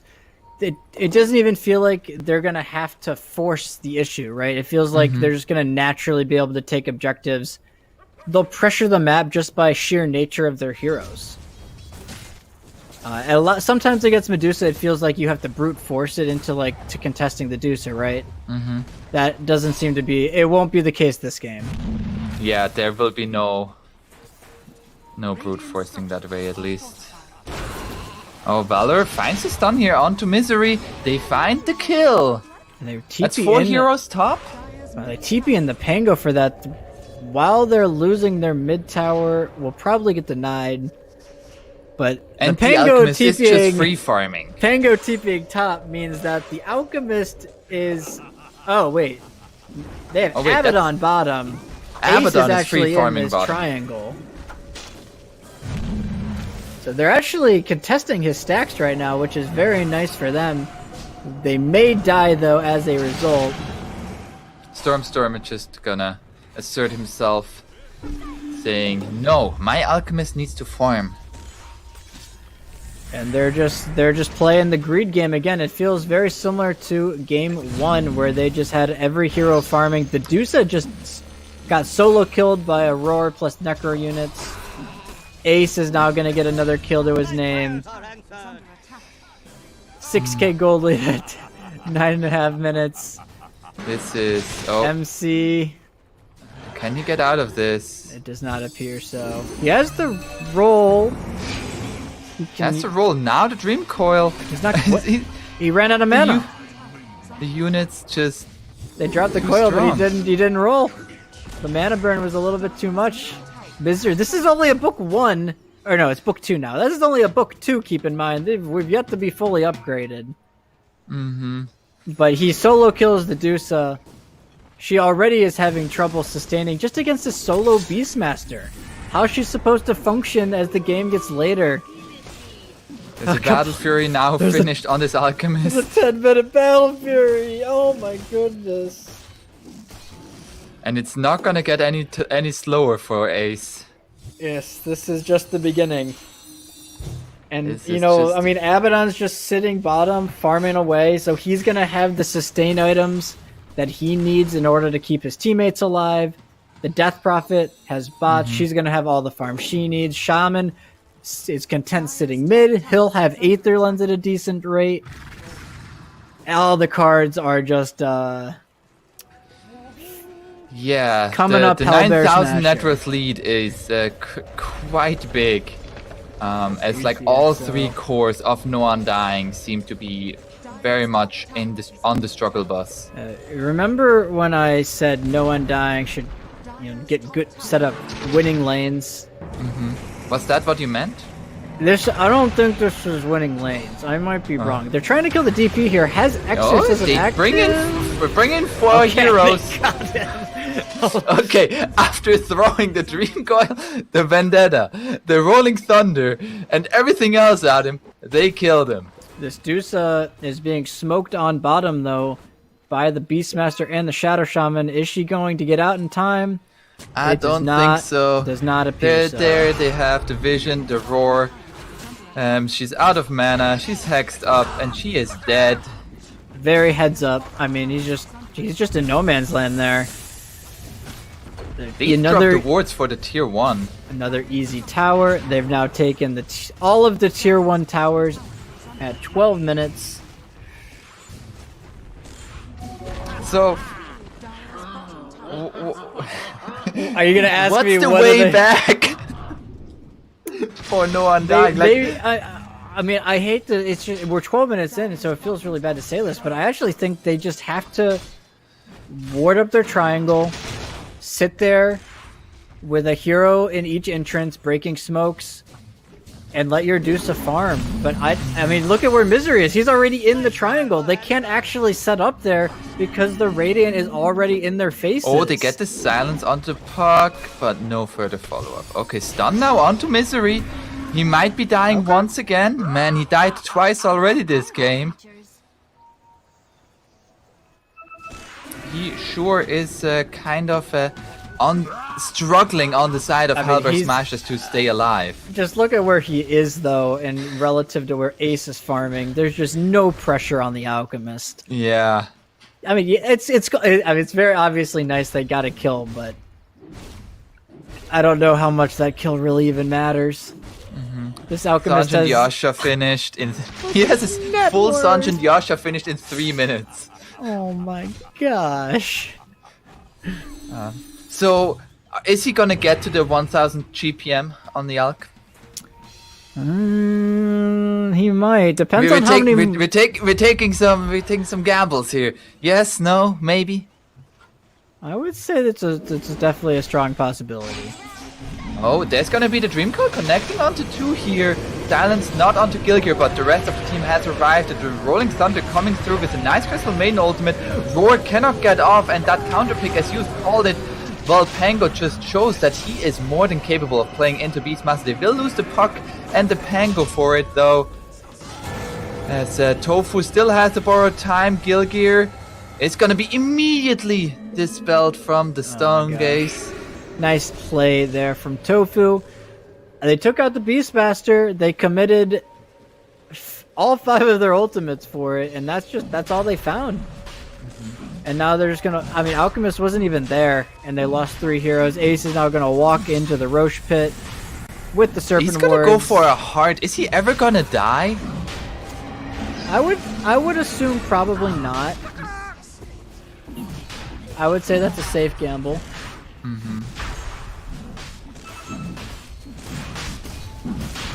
Just what is the play, right? We talked about No Undying's team fight. They used it there, right? But they barely got that Beastmaster killed. He almost lived. I mean, like, if in that fight is Alchemist there, I don't think they get the Beastmaster. As much as it pains to say that. He now has Aegis. He's gonna have a heart soon. Will be unkillable. I'm not even gonna put it pretty much on there. He will be unkillable. Yeah. Oh, Gilgear, they're looking to set up onto Yellow Flash. He's gonna be stunned up, hexed, and the tongue just is gonna lick him. There, Fairy has been licked up by Gilgear. Yep, another kill into their pocket. I mean, there's only been 4 kills for no one dying. They're very scarce. Yeah. 3 of them on Misery. Black I feel like Archangel. we need to just, take count of that. See him just ulting the creep wave in the mid lane, you know, just getting some farm up for himself. Got him stab the pats. Pat the stats. Smile. Stat the pats. Stat the pads. Dire's top tower is under attack. But this how is the tables have turned, or how the turn have tables. There's just really nothing good happening for the side of the Dire as they look to take down the next objective in the top lane. Oh, they've also Gilgear set up finds on the mid. Medusa. There's gonna be reactions. Silence will be there. With the Stone Gaze, they might find the support tick. Gilgear is gonna be saved by Tofu for a little while. But it will not be enough now. MC is gonna have... Oh, the Roar committed here onto Puck. Puck is gonna fall. Buyback from the Puck. Misery might fall once again here. It's gonna get gone on. Yellow Flash making sure of that. Radiant's current has been killed. They are being herded still. 2 are dead and they're still being herded into their base. They do find 2. It does cost them a buyback from their Puck though, so that feels... That just doesn't feel... That never feels good. He bought back on Puck and I don't think they found anybody afterwards. Yeah. Okay, he did go for... He went back for the AC. I figured that'd be fine. So more armor. Just mitigating. I mean, the Deuce is the one that's gonna carry the game if at any point. Oh, Pango Gilgear just gets found solo the solo killed. kill. Radiant structures are fortified. Yeah, I mean, Deuce is gonna be the one to carry it at some point if he does. And he's just already itemizing to make sure that never happens. Oh, Stormer. They're gonna find the Dream Coil here onto 2. Can they find the kill onto the Shadow Shaman? The Orb not gonna be enough thanks to the sustain of Tofu. Oh no, the tongue, it licks the fairy once again and the fairy is dead. And we just we kind of said in draft, right? It feels... Oh, Ace? Okay, Ace? can they kill him?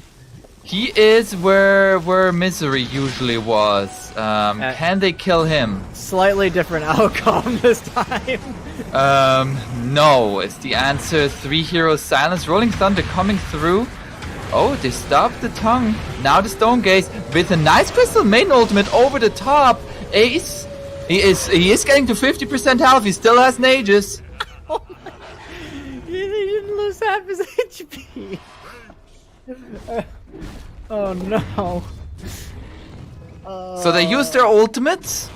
Got 50% of the damage, of the health of Alchemist. I mean, he just has...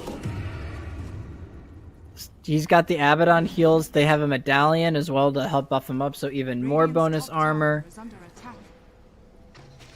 He still had Aegis, by the way, as if Yeah. he's like that. He still had a second life, barring worst case scenario there. Is under attack. If you combine the net worth of like all 3 cores of Dire, you get a tiny bit more than Alchemist's net worth. Or they might find the Shadow Shaman here. It's gonna be saved by Tofu once again. Will not be enough this time. But what will be the trade? The trades will be the 2 supports here. Valor getting low is gonna fall. MC314 is gonna fall as well. So another Yellow trade. Flash? Yellow Flash? Can you get out? Silence? He Oh, gets the finds kill? another kill. It's Oh. gonna be lifted up though. Has the phase shift, but does not matter. Running out of things to say, but And GG is called. yeah. A good thing you've only run out of things to say right now because they just now called GG. Some perfect. We did hit. I believe he hit 1K gold for me. I may have seen it wrong.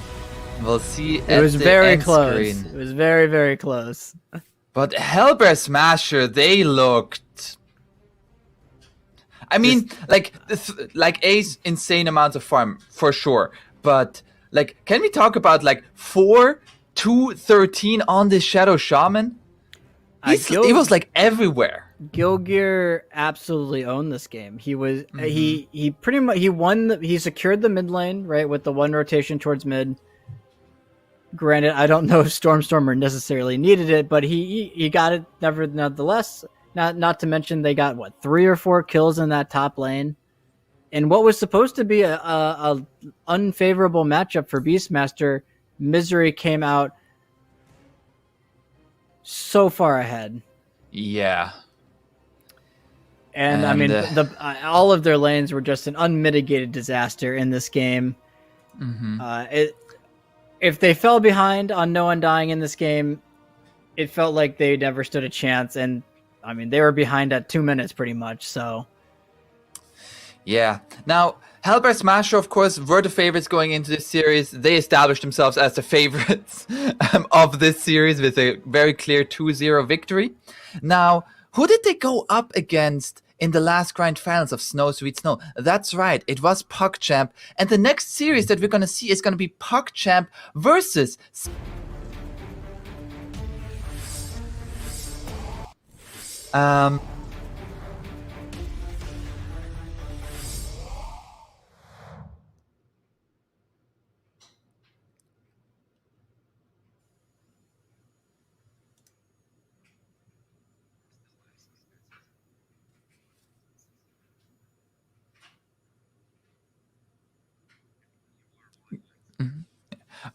Okay, so which will be Spider Pigs versus PogChamp will be in about an hour 15 minutes.